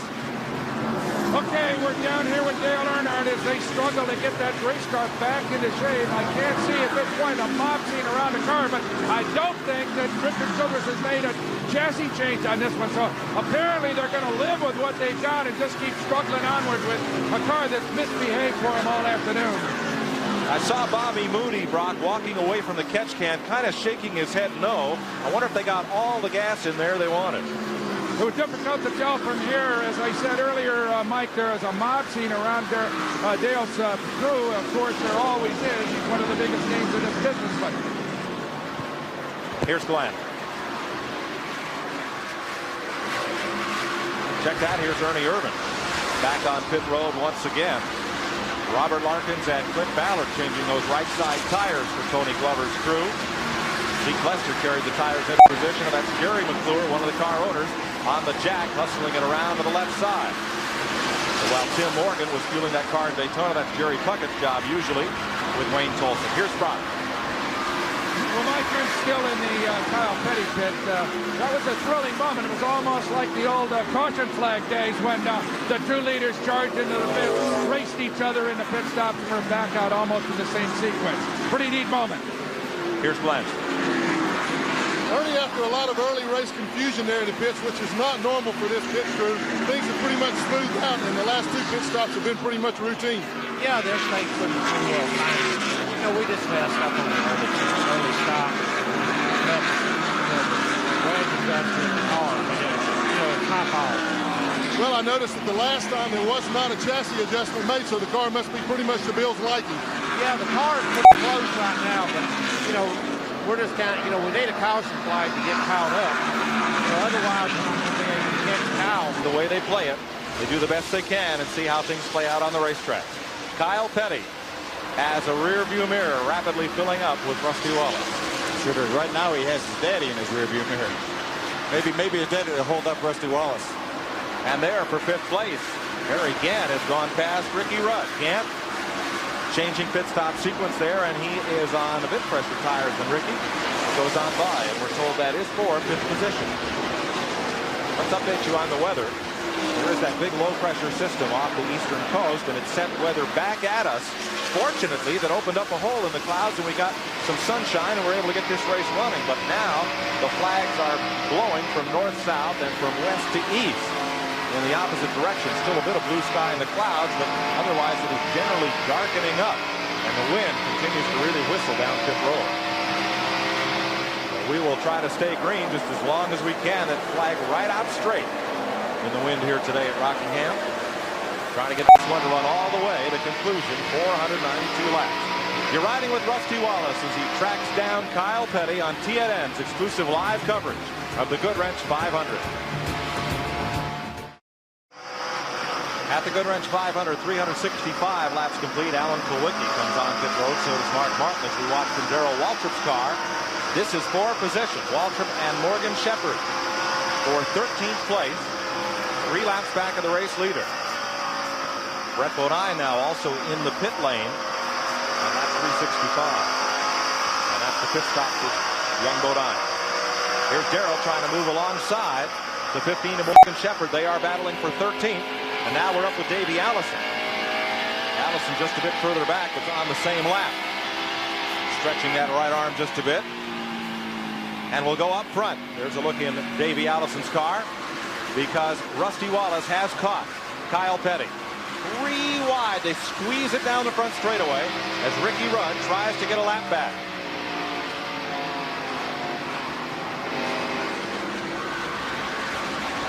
Rudd right behind the leader.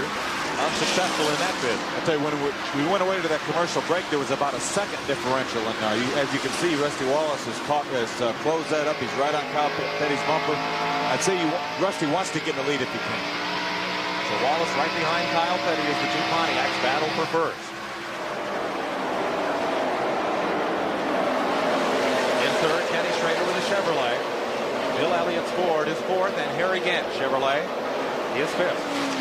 Ricky Rudd there in 6th position. Brett Bodine was 7th, just made a pit stop. Dale Jarrett, Mike Waltrip, and Dale Earnhardt the top 10. 369 laps shown. As Wallace is right there. All right, you're Kyle Petty, you're leading the race. How much does that affect the way your car runs and affect the way you pay attention to where you're going when you got somebody like Wallace just hot on your tail like that? I say Kyle Petty's spending a lot of time looking in his mirror, especially if he doesn't want Rusty Wallace to pass. Kyle has to watch to make sure Rusty doesn't duck to the outside or to the inside. So if he ducks to the outside in the corner, then if Kyle Petty takes his normal line up to the wall, then he'll squeeze him in the wall. So Kyle is probably watching his mirror right now about 50% of the time. All right, next question. So what? If Rusty passes you for the lead, in the grand scheme of things, with still 122 laps to go, is that a big deal? It's not too big a deal, I don't think. Maybe psychologically somewhat, but if the guys are thinking about, hey, it might rain, then obviously he's not going to want. Obviously, he doesn't have 121 laps or 122 laps left, so he may say, hey, we need to stay in front in case it does rain. He squeezes by the number 13 car, and Wallace remains right there. They lap past the Mike Skinner car. And here's Steve.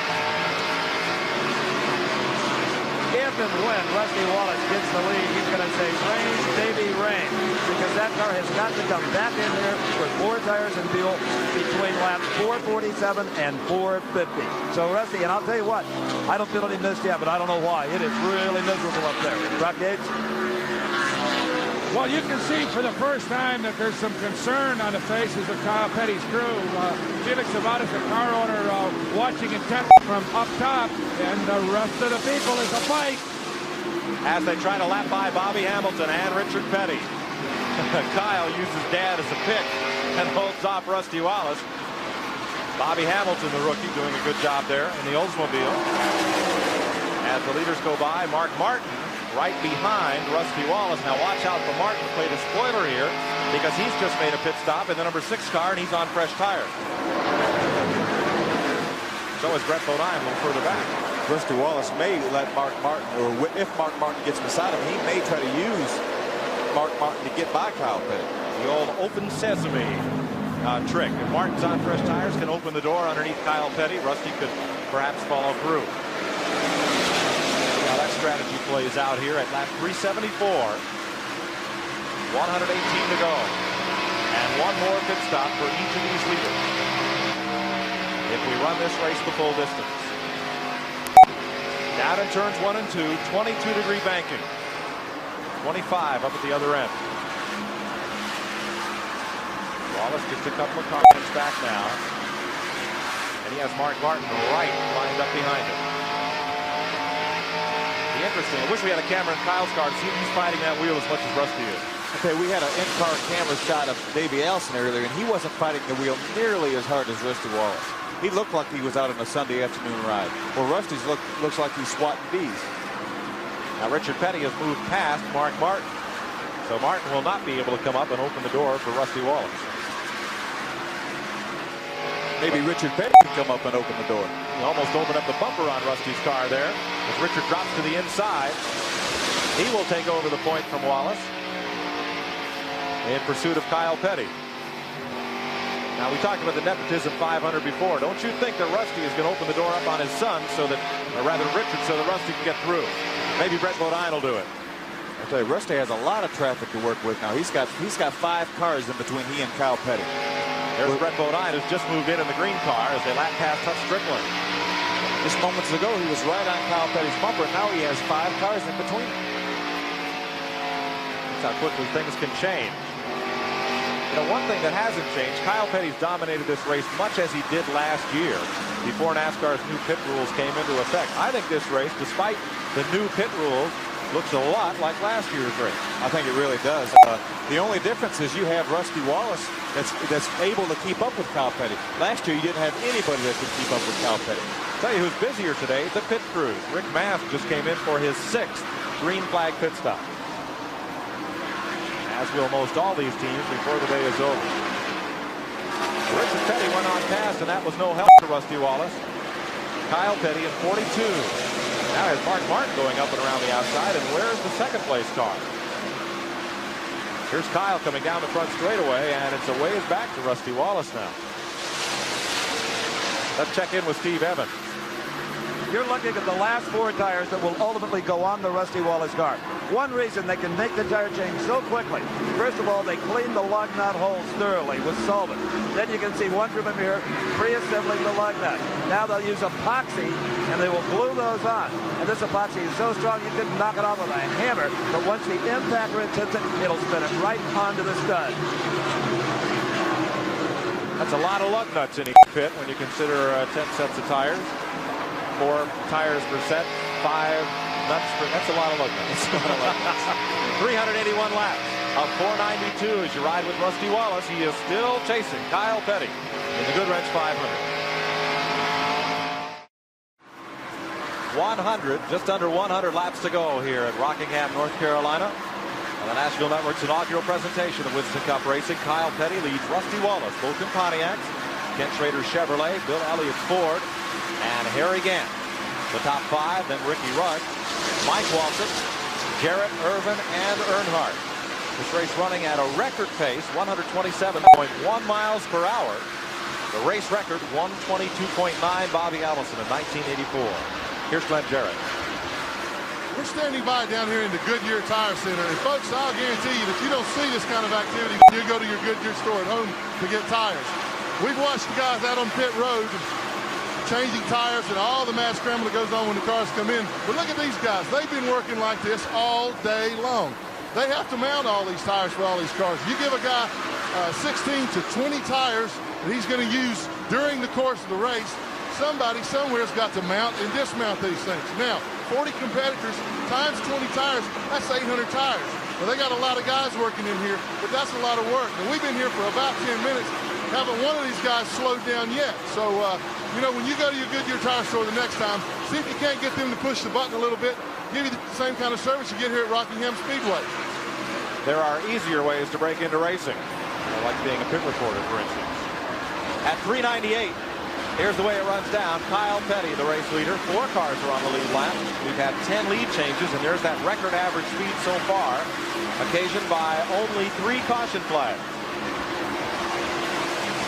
Cars out of the race. Shirley Marlin, the most recent retiree, as that garage area is pretty empty. Devon, Spencer, Smith, Meekin, and Kervin are out of it. Hillenberg is the first car out of the race. But Kyle Petty has been in front for all but about 70 laps of this event, dominating here much as he did 1 year ago. Kyle is in a Pontiac, the brand that has won the last 3 Goodwrench 500s. They're going for 4 in a row. There's Bill Elliott's Ford trying to spoil that string. The last time the Pontiac nameplate won a particular event 4 times in a row, Greg Fielden tells us, was the Firecracker 250, not 400, but 250 at Daytona between 1959 and 62.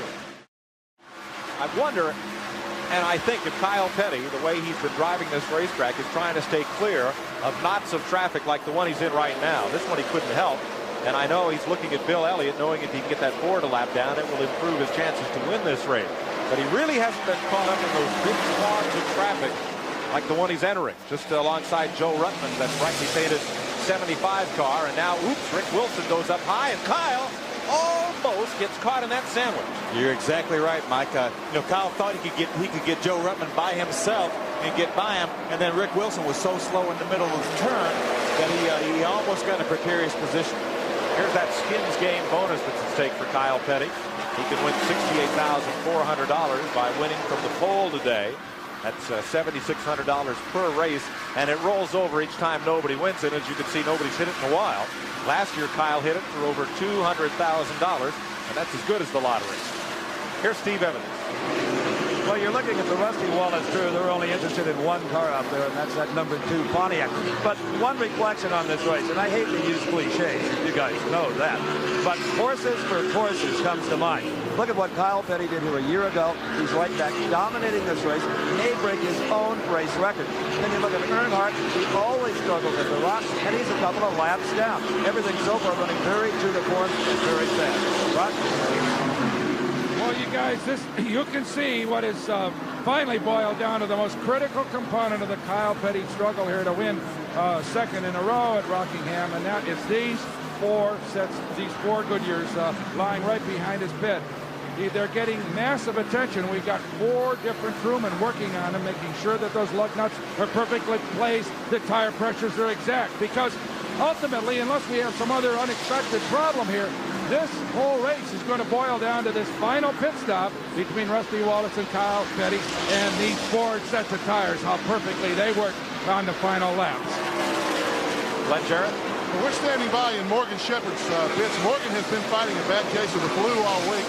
We're getting a look at the guy keeping lap times and charting his speed. That's a very, very integral part of NASCAR racing. They got to know when the speed on the car is falling off, when they've made a chassis adjustment, whether it's worked or whether it hasn't. And that's a key to today's race. With the long continued green flag runs that we have had, and with NASCAR's new pit procedures of not being able to change tires under the caution, it has pretty much mandated that these guys have their cars right to begin with. Kyle Petty has simply been right all day. Some of the guys have been able to make some adjustments during the race, Rusty Wallace, Bill Elliott, but Kyle has been right from the word go.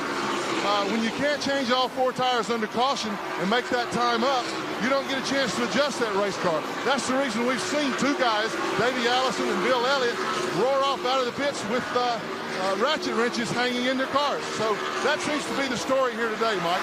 You're exactly right, Glenn. And poor Davey Allison was one of those cars that got caught a lap down, not through any fault of his own, but because he pitted under green and the caution came out shortly thereafter. Same thing happened to Harry Gant. And we watch Rusty Wallace in the 2 car in 2nd place, trying to gather it back up and collect Kyle Petty and run for 1st place money here. 89 laps to go at the Rock. Okay, Mike, I think that was a great story that Brock told us, those 4 tires, these guys are going to live and die with those 4 tires. Those are going to, I mean, unless they have a flat tire or unless it rains pretty soon, those are the 4 tires that they're going to win or lose the race on. Here's Kenny Schrader looking for his 3rd career victory and having a good run here, running in 3rd place just ahead of the Mark Martin car. He's been on the lead lap all day and solidly in the hunt. Just hasn't had quite enough to deal with Rusty Wallace and with Kyle Petty. Bill Elliott is the 4th place car, number 9, moving up on Dave Marcus. Dave getting a little wide there, and Bill trying to move his Ford on past. We've had only 14 laps under caution today, and should we finish this race from now under the green flag, it will be a record. In 1974, they had 2 caution flags for 15 laps. And Elliott still having a tough time getting past the Marcus car in 4th place. And if he can pass Marcus, he'll be dealing with Kenny Schrader for 3rd place. It's easier said than done. Always an adventure. Right. Elliott's had a good run here today. You know, a number of cars have come back from adversity. Harry Gant making that extra pit stop going off sequence. Bill Elliott having a stop-and-go penalty. Likewise, Davey Alex. And yet they're all up in the hunt. And only 3 caution flags today, and they all came very early in the event. Now Elliott tries the high side on Marcus. And that didn't work. Kenny Schrader there in 3rd place. Marcus in the middle, and then Elliott in 4th. And here comes the leader, moving up to try and lap the 4th place car. Jeff Bodine on pit road for what may be his last stop as we pull into the closing 100 mile at Rockingham, North Carolina. More in a minute.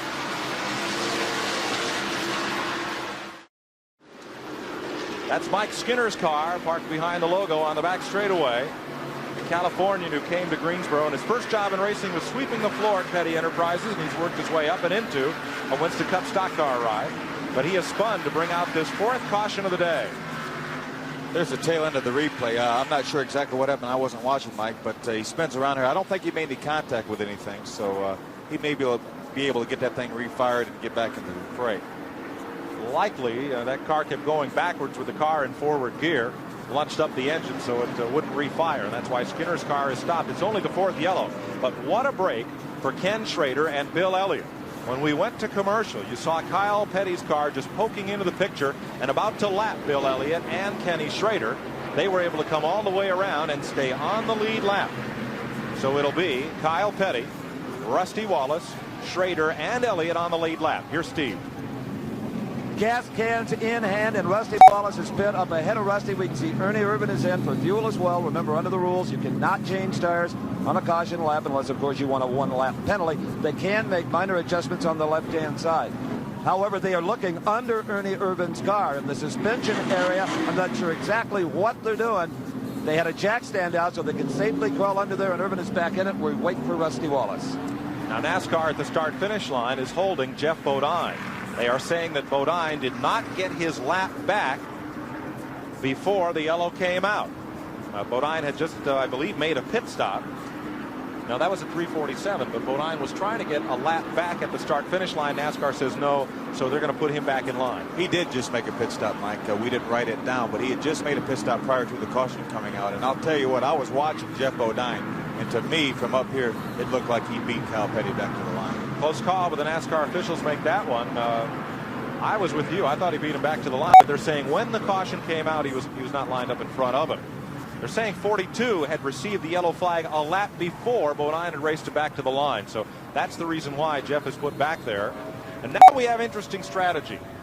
4:13 on the board, 79 laps to go.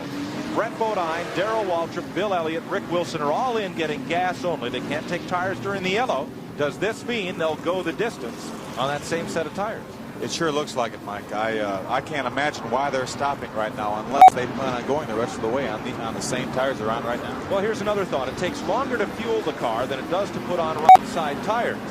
They might come back in under green for just right side tires and make that a 10 instead of a 12 or 14 second stop. Yeah, but looking back and seeing when these guys pits, they probably only had to take one can anyway. You know, if they had to pit at lap 440, something like that, they probably only had to take one gas can. So, you know, chances are they have other ulterior motives right now on their mind. We'll try to get our pit reporters to pull some of the lead teams there and check this strategy out. As in one lap, we'll go racing. Here's Glenn Jarrett. All right, we're in Jeff Bodine's pit, and I talked to Tim Brewer, the crew chief. They're not at all upset about what happened there. The way that Mike Joy explained it is exactly what happened. They were trying to race him back. They took the caution actually the lap before, so he did not beat him back to the flag.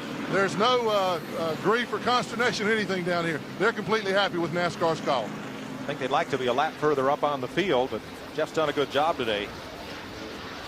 Double check and see where he runs. We're showing him unofficially in the 15th position here.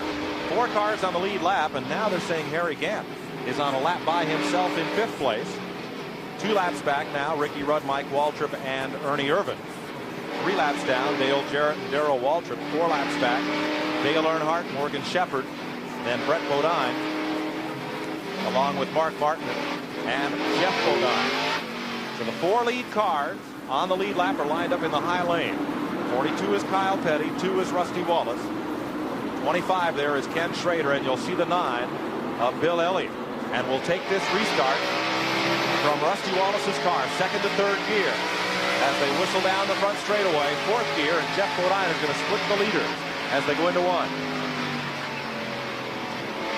Wallace way up high. Harry Gant went past, and Kenny Schrader got blocked behind Rusty, but now he's got to fight off Bill Elliott for 3rd place. There's the blue car of Elliott down on the bottom of the racetrack, inside of Rusty Wallace. It looked to me like Rusty had some buildup, some rubber built up on his tires. He went down to the corner. The car would not turn, but he looked a lot better the next corner. So I think he's okay now, but he lost a lot of ground. Jeff Bodine has now gotten his lap back from Kyle Petty. Earnhardt moving up to deal with Harry Gant, just behind the race leader. And Bill Elliott still side by side with Rusty Wallace. That's for position. Front straightaway. 2nd place, and Elliott's Ford is coming to the front. He sure used that break he got by that caution flag coming out, keeping him in the same lap. Elliott, Dame Fortune turned her cheek on Elliott when that ratchet got stuck in the car, but now she's smiling on it. He got a definite break with the timing of the caution and came right up now to challenge Rusty for 2nd spot. 2.2 seconds ahead is Kyle Petty. Ricky Rudd right there, but another lap down. Dale Jarrett on pit road for his last stop of the day at lap 418 now. Rusty Wallace back ahead of Elliott, looking out the rear bumper of that Penske Pontiac. And you see the sandblasting that's been done on the front ends of all of those cars as they go by speed. Ricky Rudd just dropped down off the banking, and he'll come to pit lane at lap 419 for his last stop. A couple different strategies here, Mike. We saw several guys come in on the caution flag, and several guys now taking advantage of the green flag coming to get tires. Right sides for Ricky Rudd. Here's Brock Yates. Well, I'm down here with Ricky Rudd's crew as they work frantically to get that race car back underway. And once again, a final stop, all 4 tires going on. Fuel cans being emptied in there, and he'll be back underway in a moment, but he's got a tough struggle to get back into the hunt here. Ricky Rudd gets underway. Ernie Irvan is in, Davey Allison, Rick Wilson, and Michael Waltrip are all in for their final stop. We'll go back to the race for 2nd place. On the high side, Rusty Wallace in that black and gold Pontiac. And right up his bumper comes Bill Elliott. Here's Chris Evans. All right, here at Rusty Wallace's pit, Jimmy Maker just jumped down off the wall. He's trying to stay with his battle plan. He is concerned, as you said upstairs, about the car slipping back just a little bit. We'll see if we can work with it. He's a little busy right now trying to coordinate his troops. Let's go down to Glenn. Well, we're here with Bill Elliott's pits, and they're kind of non-committal right now, guys. I asked Ernie Elliott if Bill was going to have to make another pit stop. Shrugged his shoulders, said, I don't know. And I said, well, you got the break that you wanted. You said you wanted a caution flag a while ago. Can he handle Kyle now? Ernie shrugged his shoulders, said, I don't know. So they're not saying a whole lot. And like, as always, Ernie Elliott's attitude is, well, we're just going to have to wait and see. I got an idea they got a little bit left, and they're going to be able to challenge for this win here. Kenny Schrader is the white car on your screen, and apparently he doesn't have the best setup on this round of green flag racing. Fading back just a bit. Got over 3.5-second lead for Kyle Petty now over Rusty Wallace. Morgan Shepherd on pit road. And that Ford 23 for the Bud Moore crew. Last stop of the day for that Ford. You know, it's somewhat amazing to me, Mike. Before the caution flag, we had Rusty Wallace right on Kyle Petty's bumper. Nothing changed. The caution came out for 3 or 4 laps, and when they restarted the race, Rusty went high in one turn. All of a sudden, now he's over 3.5 seconds behind. One small miscue, and look what it can cost you. Back straightaway from Rusty Wallace's bumper cam. Dale Earnhardt, the car immediately behind him. Then Bill Elliott, the third-place car. And the orange car, that is Derek Cole. 425 laps complete as Darrell Waltrip comes to the pit lane. More of the Goodwrench 500 after this. This is Kyle Petty, the third-generation driving star from Randall, North Carolina, enjoying a 3.4-second lead on Rusty Wallace. Hey, Mike, it's any time now we're going to be seeing both Rusty Wallace and Kyle Petty coming in the pits. They last pitted on lap 347, so we're talking about almost 80 laps ago, over 80 laps ago. So they'll be coming any time. We've got Ken Schrader right now in the pits. Caution flags out. Final stop for Kenny Schrader as he comes into the pits. The crew going to work on it. They've got to be starting to get a little tired. We've got a caution now, so this is going to change the complexion. Although, as you can see, the Kyle Petty crew right next door, not paying much attention to it. They're very disciplined. They're planning on obviously one more stop, I would imagine, within the next 6 or 8 laps. But they let Kenny Schrader get back underway unconcerned, but they are ready. There's no question about that. Well, Brock, this deserves a bit of explanation. Kenny Schrader was on pit road under the green when that caution flag came out. So he is eligible to complete the tire change as if the entire pit stop was made under the green flag. So it is legit. There will be no penalty for his changing those tires once the caution came out. You're exactly right, Mike, but he still lost a lap in the time it took him to do the pit stop. So it really didn't make much difference, to be honest with you. Rick Mast has coasted into the garage area. So too has Derek Cole. As we're under this 5th caution of the day, here's Steve. Jimmy Makar, it's no time to talk to him right now, but he told me just moments ago that they're going to come in real soon. He wouldn't tell me the exact lap number, but real soon. He also didn't like the fact that the 25 car essentially just got 4 free tires. You talk about luck. When you come in under green and the yellow waves, I mean, that is good fortune and maybe hard to beat. They're very worried about that 25 car now.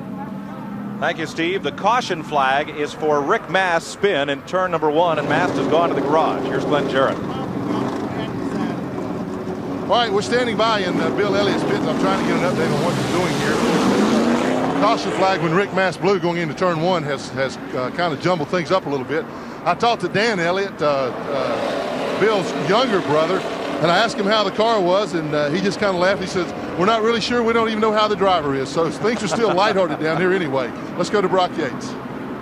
Well, I'm with Richard Broom, who's a little bit baffled about this turn of events. He was hard at work on Kenny's car, and suddenly the yellow came out. So the strategy from here on in is what, Richard? Well, we can go the rest of the way, and, supposedly I got a freebie, so I hope it works out that way. If it does, it might be looking pretty good. So you reckon you're in good shape then? Yeah, I think we're going to be in good shape. Okay, there's the evaluation from the Kenny Schrader pit. What do you think, Mike? Well, I think he got a freebie in a way, in that caution came out. He got to finish the work on the car and get the tires changed. You're exactly right, Mike. But as we talked earlier, he still lost a lap. He was in the pits, and it takes him 20-some-odd seconds to change the tires, plus the time it takes him to slow down and to get back up to speed. So he lost a lap. If he would have stayed out, had he not been in the pits when the caution came out, if he would have stayed out and made his pit stop after the green came back out, he still would have lost a lap. So I think it probably is a little bit of an advantage in the fact that now he can close up right behind the leaders, and he will only be exactly 1 lap down. He probably would have lost a lap from a lap and a quarter to a lap and a half had he done it under the green. You're right, Phil. Only the first 3 cars are on the lead lap. Kyle Petty, Rusty Wallace, and Bill Elliott. Schrader is 1 lap down. Now Harry Gant in 5th is 2 laps down. And the leader will pit for fuel. And for his crew to have a look at the tires, they cannot change them. Brock Yates is in Kyle Petty's pit. Well, there you can see the pit board out for Kyle Petty as the car screeches in for a stop. It will only, they're going to clean the windshield down, put in a splash of gas, and that's it. He's underway. Now, I talked earlier to his crew chief, and he said we definitely are going to have to make another stop for tires. So this changes the strategy down here considerably. We thought probably that he'd continue to go on around and make his stop under green, but here comes Fred Bodine by again, so we're getting some pit stops down here, but that's an interesting turn of events. What do you guys think about it up in the booth? Well, I think this is where Kenny Schrader gets his freebie, because now under this caution, Kyle has gas, but Kenny has gas and tires. So he will get his lap back once Kyle Petty makes his pit stop. We're getting set to go back to green flag racing right now, 433 laps. And up front, you see Rusty Wallace. Kyle Petty is on the lead lap. And there is Rusty Wallace's crew waiting. Now they have to go around at least a couple of laps before they can make a pit stop. And once we go back to green, the first lap, no one can pit. The second lap, cars that started in odd numbers position can pit. There's Bill Elliott's crew, Ernie Elliott. And the third lap under green, cars that started this race in even numbered positions can pit. So Rusty Wallace must wait 3 laps before he can come in. Same for Bill Elliott.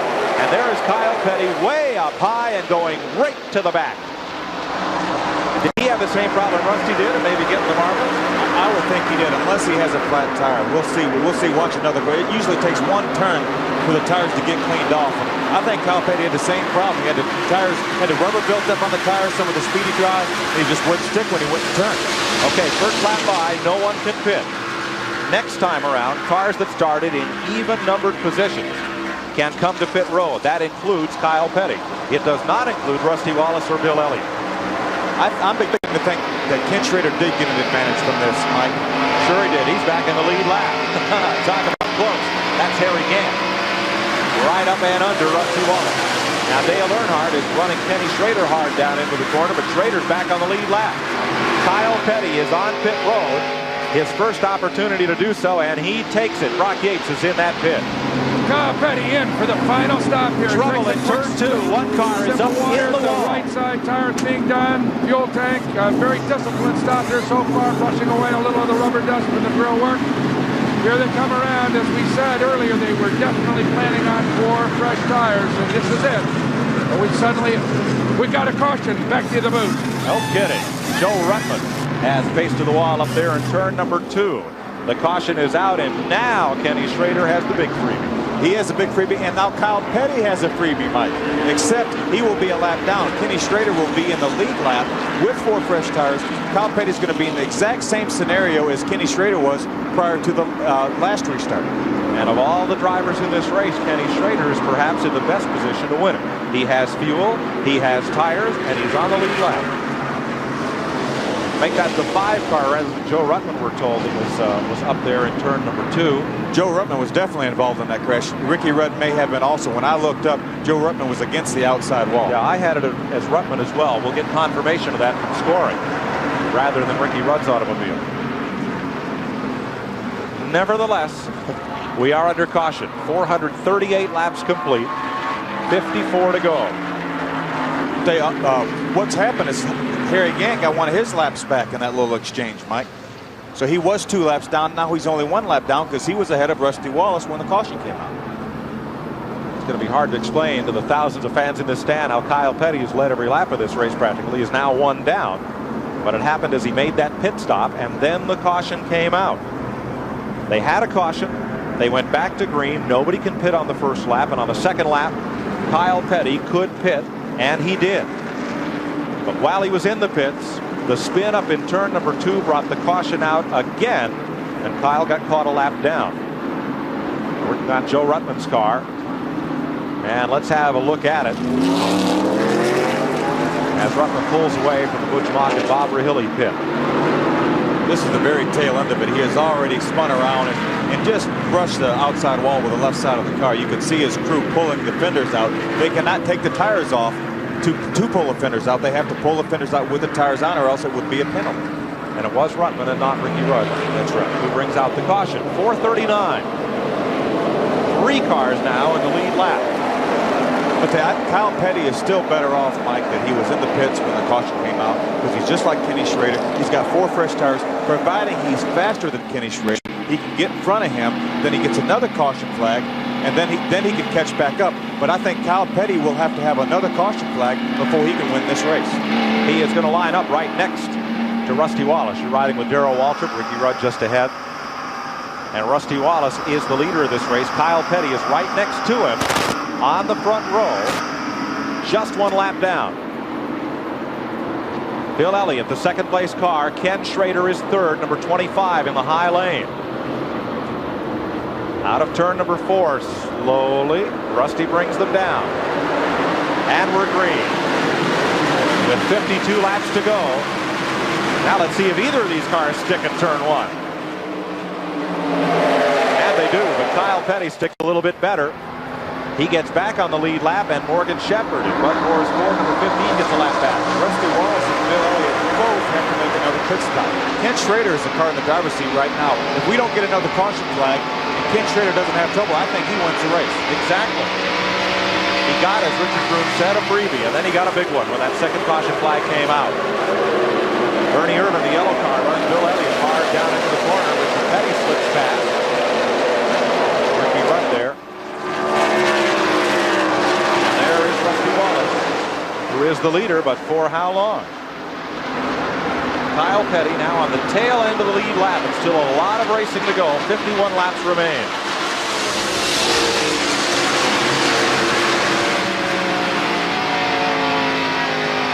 Takes a while for this field to sort out in the middle of the pack as you watch Wallace. Bill Elliott is backing way up. Elliott's car is not going very well at all, and Rusty just waved to Ernie Irvin behind him. Trying to get Irvin to hook up. Schrader is coming like a house of fire, and Wallace is in. Wallace is in. Kenny Schrader leads this race. Schrader looking for his third win. Wallace on pit road. Here's Steve Evans.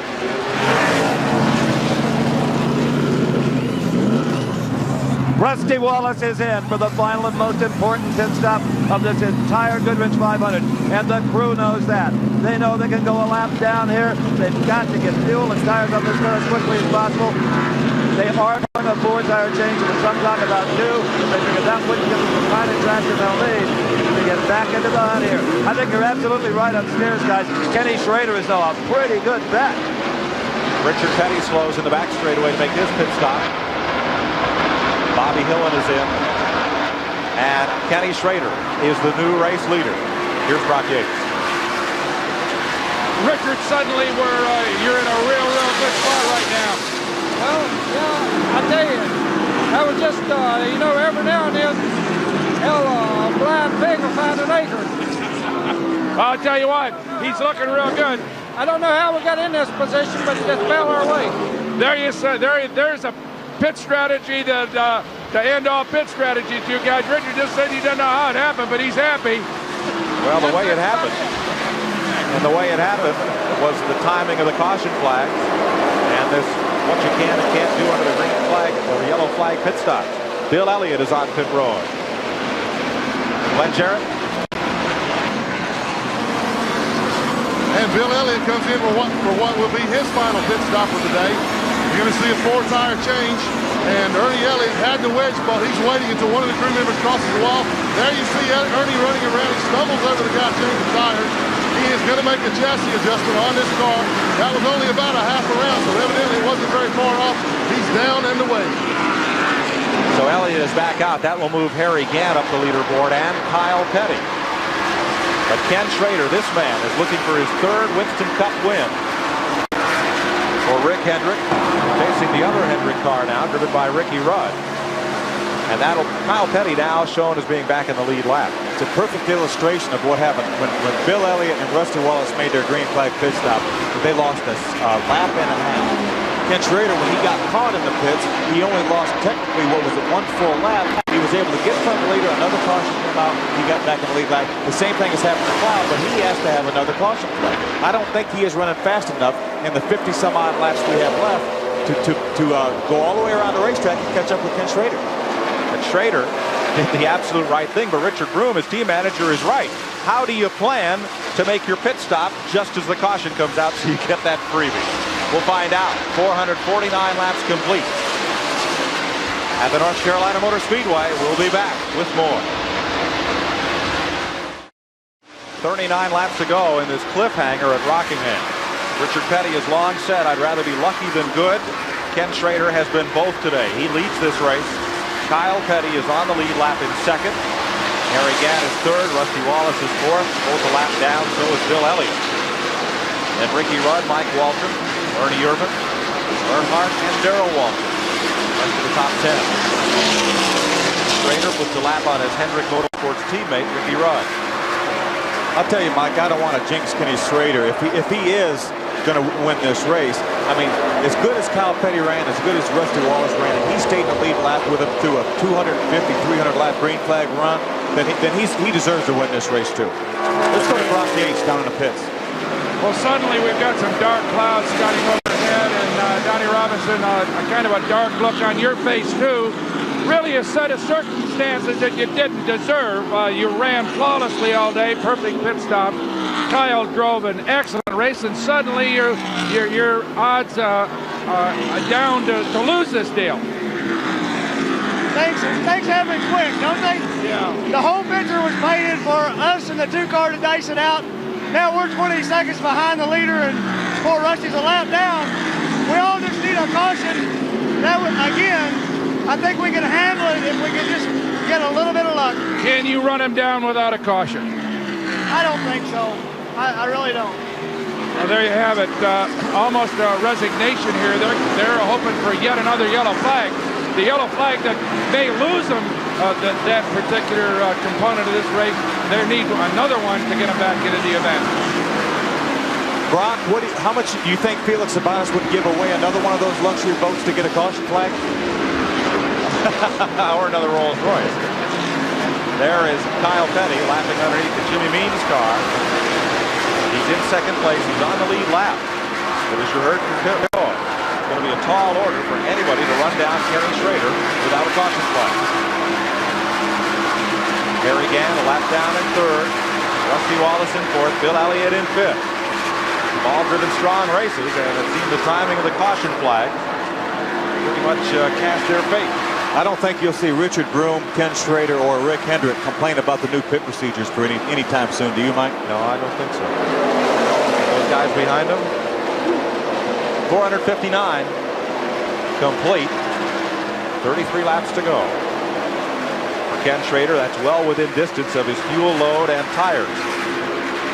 And he has 17.9 seconds separating himself from Kyle Petty. That's all but eternity. Unless the caution flag comes up. There's Rusty Wallace. Wallace too getting caught, as did Bill Elliott up there on the high side. With this last round of caution flag. And Wallace is off the pace. Rusty Wallace is slow into turn number 1. Marcus and Earnhardt go past him. You're looking out the back bumper of his car. Dick Trickle definitely lost a cylinder, Mike, because he kept his speed up through the turn. Looks like he definitely lost a cylinder. No acceleration. And when things go wrong, they all go wrong. Rusty Wallace poised. Perhaps pick up a victory here, and standing stoically on pit road is Jimmy Maycar. Nothing they can do about that one, except ride it out. A tough race. As this sport will deal you time and again. Steve Evans is down there in the Rusty Wallace pit. We were in the pits, and Jimmy Maycar thought he had a bad break, but Kenny Schrader caught that yellow. Jimmy, has he lost a cylinder or what? Something's happening to the motor. He said he picked up a little bit of a miss. Just going to try and make it to the end of the race now. Looks like that new pit rules finally got somebody. It's got us. I tell you and your whole crew put forth a great effort today. It was beautiful to watch. A great effort today. Well, we'll be back. Oh, you bet on that.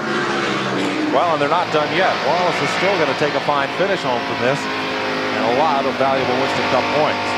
But he's just not able to accelerate up off the corner and can just ride it out. So now, Ken Schrader leads Kyle Petty by 17.8 seconds. As Schrader seeks to win his first race since the 1989 Charlotte 500. It doesn't do Kyle Petty any good right now, Mike, to run hard to try to catch Ken Schrader, because he's not going to do it. What he needs to do is just run a comfortable pace, try to stay in a lead lap. If he gets a caution flag, then he has a chance to win. He's got some tires left to do it with, because he's not going to catch Ken Schrader unless the caution comes out. As Ken Schrader rounds out of turn number 4 and comes back here to the start-finish line to complete lap 486. Kyle Petty comes out of turn 2, almost half a lap behind. There is Kyle. Harry Gant still third. He's a lap down, and Kyle is closing 17.5 seconds, but that's not going to be enough to do it in the 27 laps that remain. Bill Elliott is fourth and will keep tabs on Gant and Elliott. No immediate chance of a position change there. Ken Schrader just went by Rusty Wallace to put him another lap down, so Rusty Wallace is now 2 laps down. Certainly out of contention, unfortunately.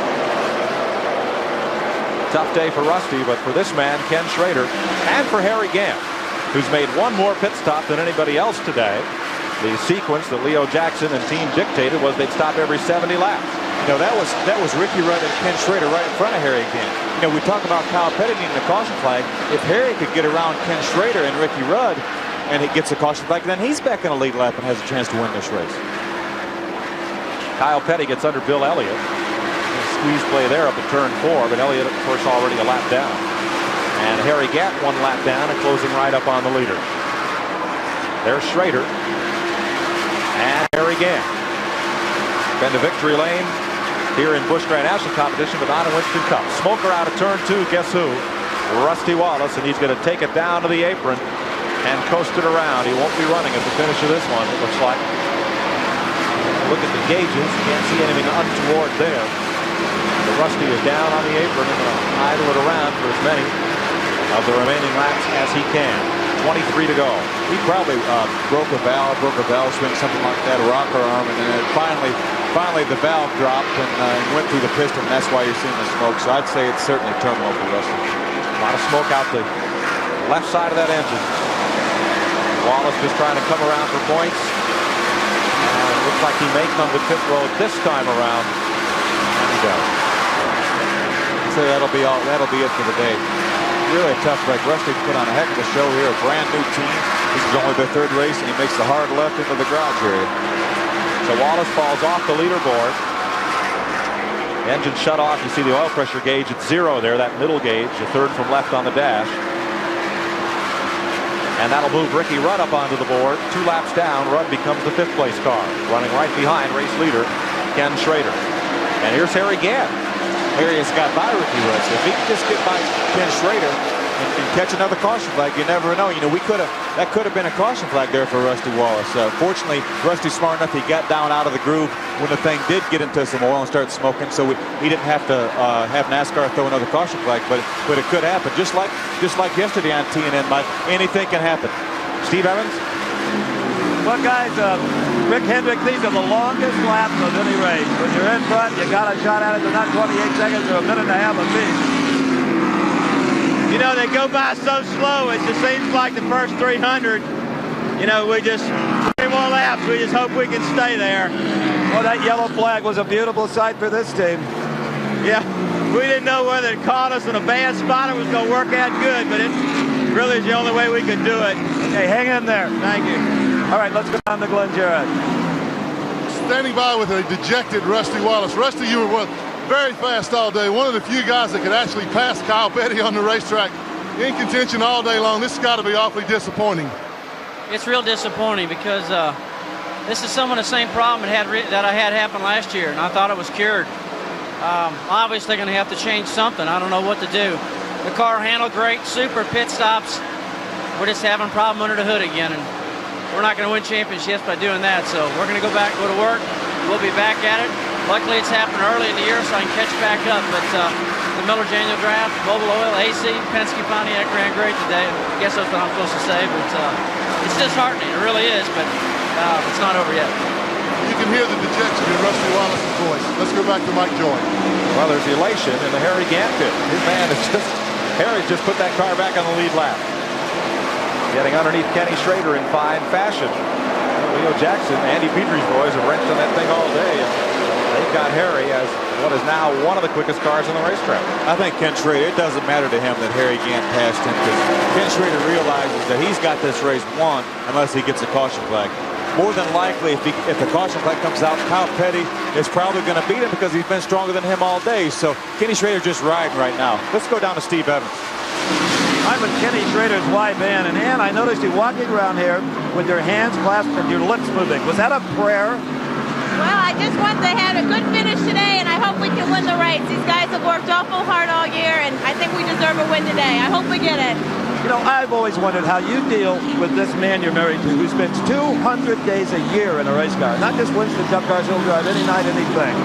I didn't hear what... How do you handle the kind of racing Kenny does? 200 days a year he sits in some kind of race car. Oh, we just follow him to the racetrack. My little girl and I just go wherever he goes. All right, well, we'll have to see you in the winner's circle the way it's going. Good luck. Okay, thank you. There's a rumor Kenny has a Butler-built seat to pull up to the dining room table, too. Harry Gant has spun at turn 2. Caution is out. And Gant, who hoped to be the beneficiary of the caution flag, is instead the victim. But guess who is the beneficiary, Mike? Kyle Petty. This race isn't over yet. Let's have a look here. Out of turn number 2, our camera at the back straightaway. On this one, Gant's already gone, and there's another car in there with him. Looks like Dick Trickle. Undoubtedly, that he got together somehow with Dick Trickle, and in a round he went. What a tough break for Harry. He wanted a caution flag, Mike, but he didn't want to be the cause of it. 7th caution of the day. They come in quick succession in these closing laps. Now here's a better angle. Oh, and Trickle just comes up and just catches Harry Gant.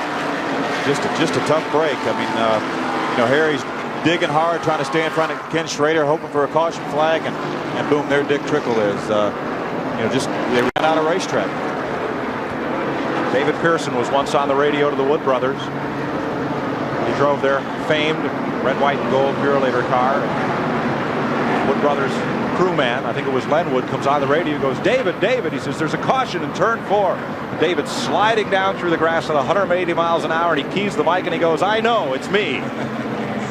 Today it's Harry Gant.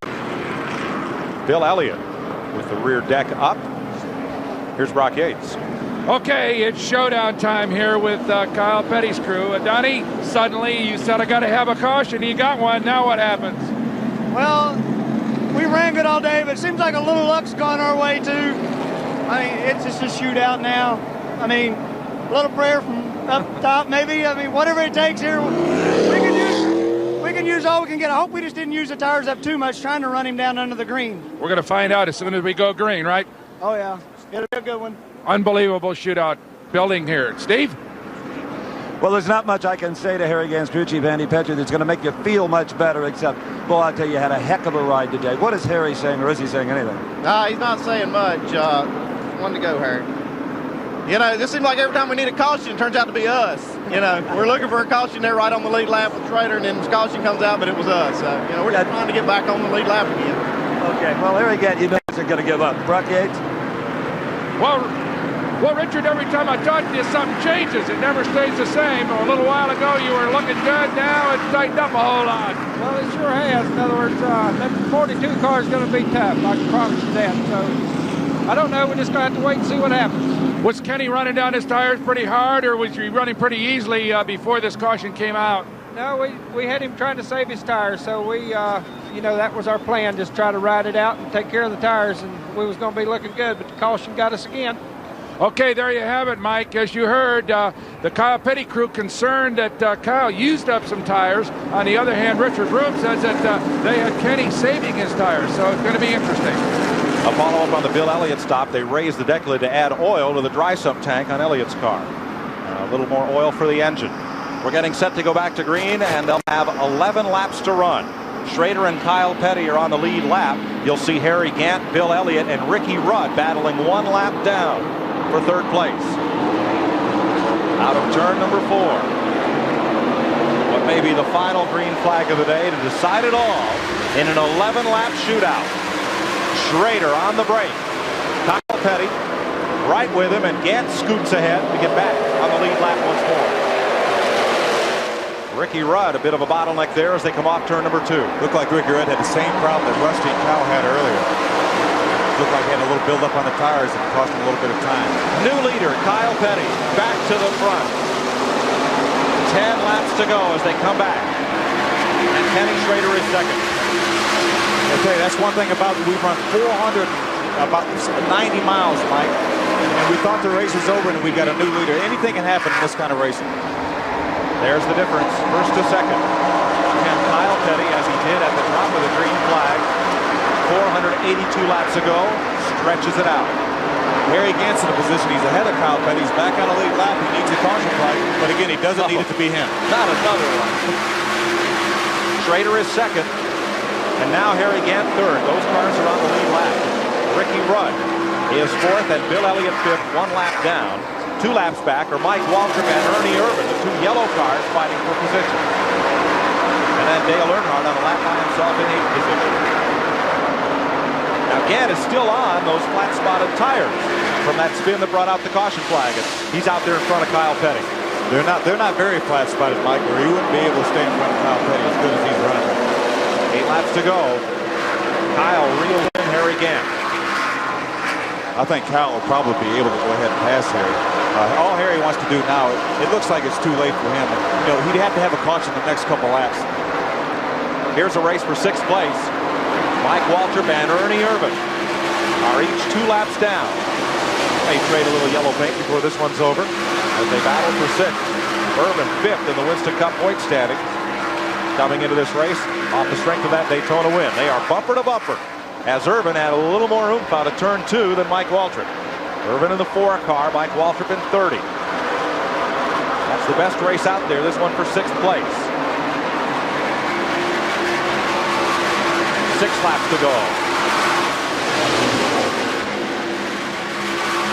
Kyle Petty on the point stands to pick up a $68,000 bonus if he wins this race from the pole. He's had every chance in the world to win it and to lose it today.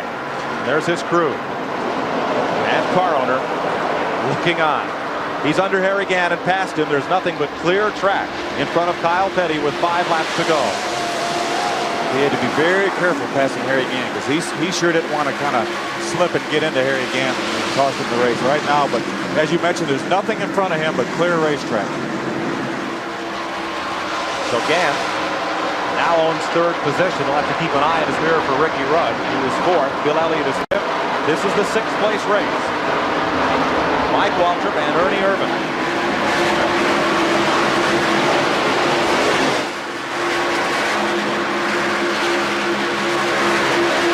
Back behind them at 6th and 7th. Dale Earnhardt alone on a lap by himself in 8th. Darrell Waltrip 9th. Dale Jarrett 10th. Then Jeff Bodine, Morgan Shepherd, and Brett Bodine. This race is for 6th. And Irvin tries the high side. Scoots it right up there. That's not the short way around. 3 to go for Kyle Petty. And there are the boys that want us to run that pony. Kyle Petty's crew. Side by side for 6th place. Ernie Irvin, Michael Waltrip. There's Rick Hendrick, Kenny Schrader's car owner. Waiting and hoping.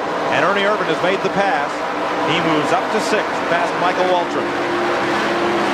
Pulling right up on Ricky Rudd, the 5th place car. So Rudd is 1 lap down and they are 2.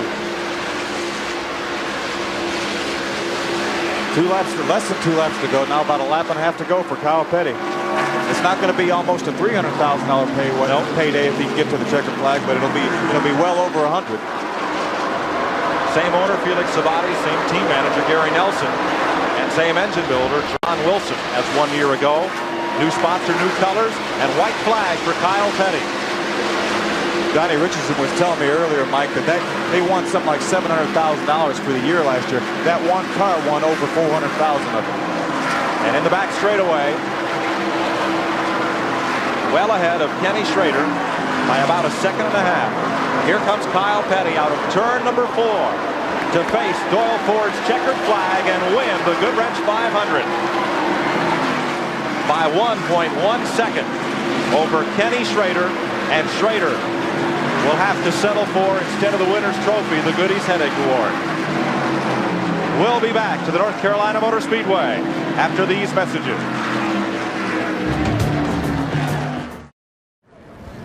At 124.083 miles per hour, Kyle Petty has just run the fastest Goodwrench 500 in Rockingham history.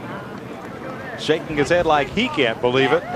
He dominated all day and then had to come from behind to put a checkered flag on this one and bank a skins game bonus of $68,400 in addition to the race purse. And a Donzi boat. Yeah, right. He comes out of the car to the cheers of his crew and Steve Evans at Victory Lane. Kyle Petty is out of the car, being doused with his sponsor's product. He wasn't quite as dominant as a year ago, and it won't pay quite as much. But as you can see, it's no less a thrill. We're trying to get into it. Kyle Petty, Kyle, fantastic job. We were lucky today. What do you say, man? We were just fortunate. We run good. We led a lot of the race. But, you know, the cautions kind of messed us up towards the end. Well, when you saw Schrader get that caution, you had to go, oh, no. When Schrader got the caution when you were beat, you know, it was just one of those deals. All we could do was just run as hard as we could and try to catch back up. We were fortunate. We got a caution at the end of the race and put us back in the hunt, and we were able to beat him. Gary Nelson, your crew chief, gave you an almost perfect race car, and John Wilson, a strong motor. Hey, you can't say enough about Gary Nelson or John Wilson or Felix Sabatis or anybody on this team. That's just the way it is. We got a good combination. Paul Giltman, who works for Ford, who's an engineer for us. Can't say enough about those guys. I mean, everything worked perfect for us. And, you know, I don't know if you've thought about this right now, but you're off the hook on the Donzi boat. Felix is going to have to take care of that. Thank God. That's all I got to say. I ain't got to buy no boats, no motorcycles, no nothing. Okay, and behind him are lined up the newest mariners on the lakes of North Carolina, the crew for Kyle Petty. I'll tell you, this is really fun. The man is soaking wet with all kinds of stuff. And look at this. We're having a little family reunion here as well. I'll tell you, Kyle Petty is obviously has a love affair for the racetrack here in Rockingham. Glenn Jarrett, you got it. Okay, we're standing by with Ken Schrader, guy with kind of mixed emotions today. Ken, Lady Luck smiled at you there for a while, then she slapped you back down. Hey, we were the third fastest car all day, and Rusty had some engine trouble. My guys did excellent on pit stops, kept us up there. You know, we got in that position where we had Kyle 18 seconds down or so because of a inner in the yellow, and that's how he got back around us. He was the fastest car. He deserved to win the race. You know, if we could have got it, we'd have taken it. But the right guy standing down there. Well, tell us what went through your mind when you had that 18-second lead. You came off the fourth turn and saw that caution flag flying. Yeah, I was behind Harry, and I was right behind Harry and Trickle. And I thought, man, don't run into each other, guys. If you do, keep spinning. And Harry just congratulated me. He said, I thought that meant you won. I said, no, buddy, that meant I lost. You know. Okay, a guy that's happy but yet a little bit dejected also. Ken Schrader, fine job. Brock Yates?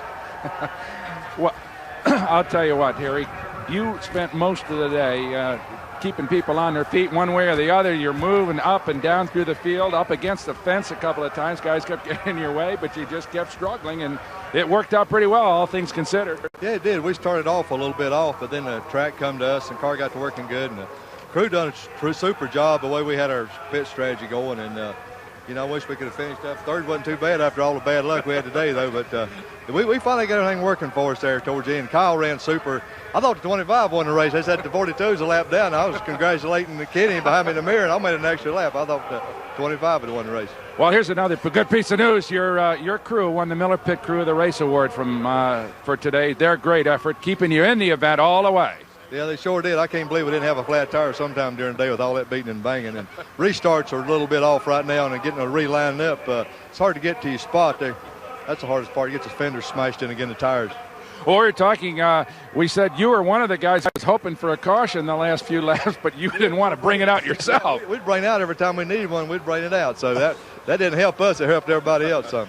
Congratulations. Thank you, Drive. Okay, let's go to Glenn.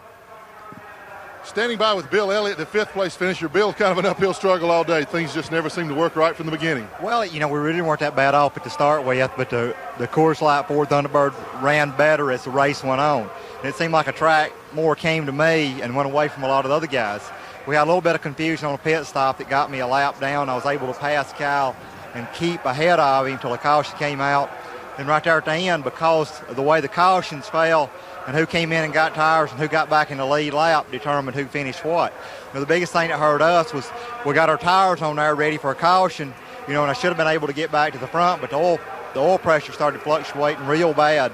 And I said, man, I'd better back off because as much as the oil temperature went up, it went up like 50 or 60 degrees, and I didn't figure it was going to make the race, so I just kind of rode around there at the end. But you know, as far as the Melling race team's concerned, we had a good day. At least we finished. We're in the top 5, and I'm tickled to death. Well, you got to feel good about it. You had kind of a rough start at Daytona and also at Richmond, and so this got to make you feel better about things to come. Well, we ran good at Daytona and we ran good at Richmond, and just circumstances has really put us behind. But, you know, maybe we can go to Atlanta in front of the hometown crowd and get that Coors Ford back up front. Well, that's certainly one of your favorite places, I know. I'm looking forward to it. Mike Joy? A joyous victory lane. Somebody slips on a little bit of that soft drink on the hood as Kyle Petty continues his celebration. He led 379 laps of the 492 here today. Ken Schrader finishes second. Harry Gant in third, moves up to third in the Winston Cup points. Ricky Rudd closes in on Earnhardt's point lead with his fourth place finish today, and Bill Elliott is fifth. Winding up sixth, Ernie Irvin moves to fifth in the points. Mike Waltrip seventh. Dale Earnhardt the point leader. Darrell Waltrip and Morgan Shepherd the top 10. A little further back, Dale Jarrett, Jeff and Brett Bodine, Richard Petty and Davey Allison through 15th. And completing the top 20, Mark Martin, Alan Kulwicki, Bobby Hillen, Rick Wilson, and Mickey Gibbs. So Earnhardt is the point leader. Ricky Rudd gets a little closer, just 14 points back now. Harry Gant, now check that, 4 points behind. Ricky Rudd closed way up. Gant, Kulwicki, and Irvin today at the track that they call The Rock. We hope you've enjoyed TNN Motorsports' inaugural presentation of live Winston Cup racing, and hope you'll stay with us throughout the season as the Nashville Network becomes NASCAR's country home. TNN Motorsports' presentation of the Goodwrench 500 is brought to you by Miller Genuine Draft, cold filtered for real draft taste. So get out of the old, get into the cold. And by Haviland Motor Oil. Get the most out of your car.